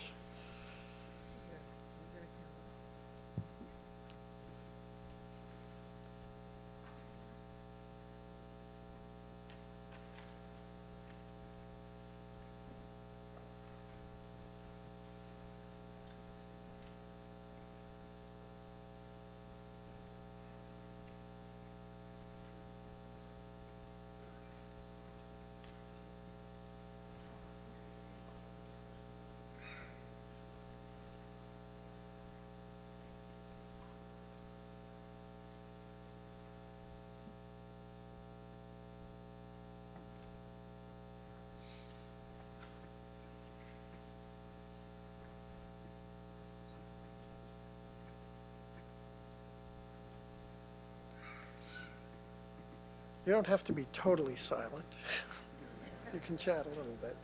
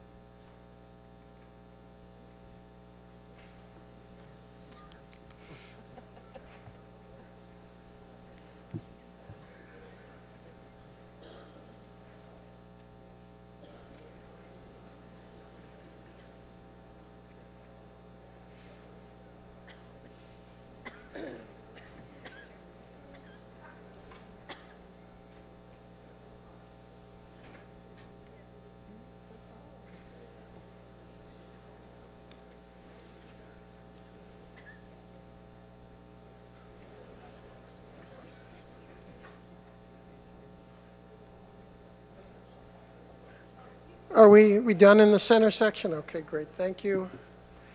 We ready to go to the no vote now? Okay. All those opposed, please raise your placard, your cards.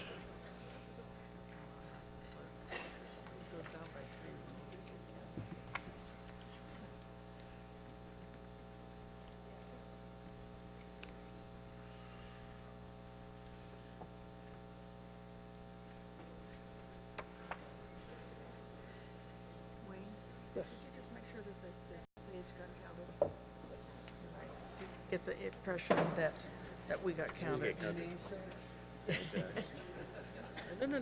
don't get any of my chocolate. I'm a naysayer and I get my chocolate.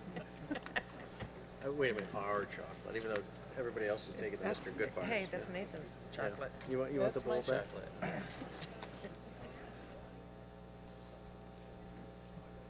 real chocoholic. So much. every week.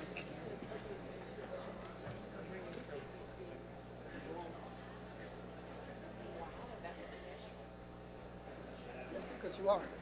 I can explain more afterwards. I'm sorry. Sorry? 2 opposed and 3. 2 opposed and 3 for. 2 opposed and 3 for. I don't think we're counted either way, but 3 for. 3 for.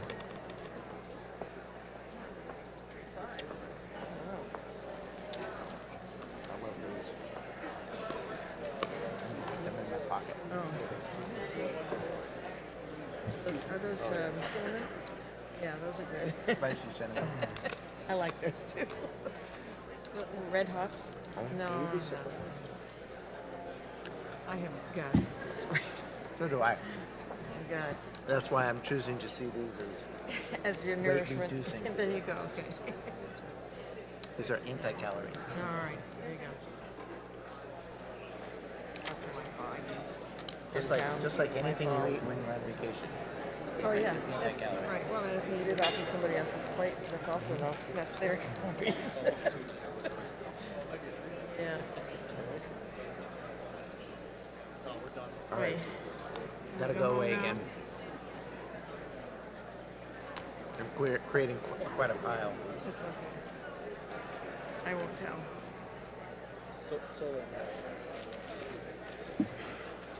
The only reason I got these is because I had leftovers. Okay, there you go. Yeah, that's good too. No, we're halfway through. We didn't get Yeah, if it goes quick. Yeah. We're only halfway through, but hopefully we'll We're supposed to start after 10, right? really points out why we had such a hard time with this. Yeah.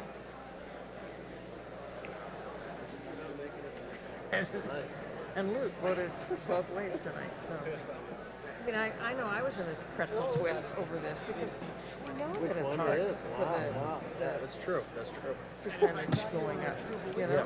I know that, but on the other hand, I also know we really need this building to get fixed, and we need to stick to our guns for the facilities. To maintain them. $2,000 in taxes. You're going to have it sitting on the counter, you can just drive by. We're driving people out of town. We're not doing our jobs. Well, there you go. The only place to cut, honestly, is in this. We don't have the staff. I'll tell you, we need.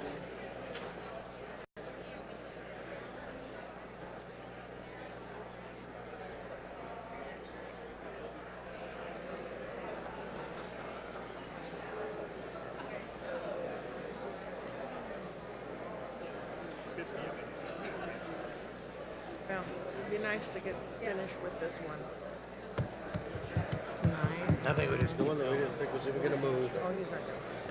It's past 10 o'clock. 10:30. Need a pen? Oh. Dear friends.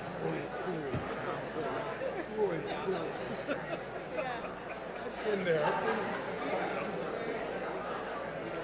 See the pile of paper that the deal guy has up next to our seat? Yeah. It's in the aisle. Yeah. Great teachers. He has 8 minutes. Do you think this is a stupid point to make? I don't think it's a stupid point. Except that, you know, Absolutely. I don't know what it means exactly. A significant Means there's too many, obviously, not every one of those is because there's too many here. Right. But we, I think the point is, yes, we could have done it better. Does that really mean that it should be taken away? This isn't about giving the town a choice. And so, we did a pilot. Pilots are never perfect. Yeah.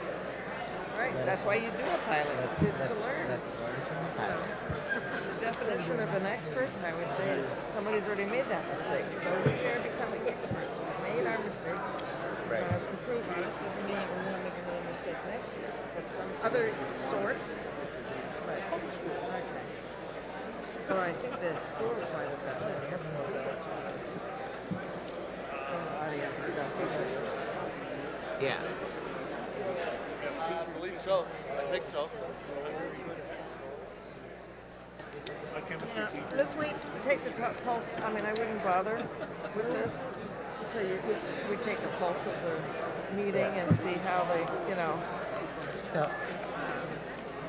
keep this in the back pocket. We can certain it's going to pass, though. We're certain that the deer ban, the hunting ban is going to pass in public lands. I have a feeling. Yeah.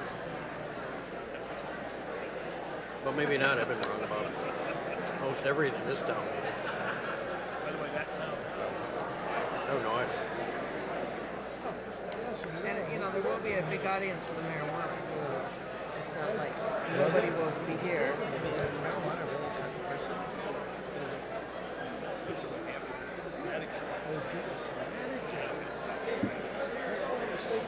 I'm for it. The town. I think a lot of people are against it. They just don't, But a lot of people voted to leave it. They did, but they don't want it here. And I think It's not going to be here. it should be cultivated. Well, I think we voted for it. I think we're an agricultural town. We should cultivate it. You can't. It's too much of a not in my backyard. I agree.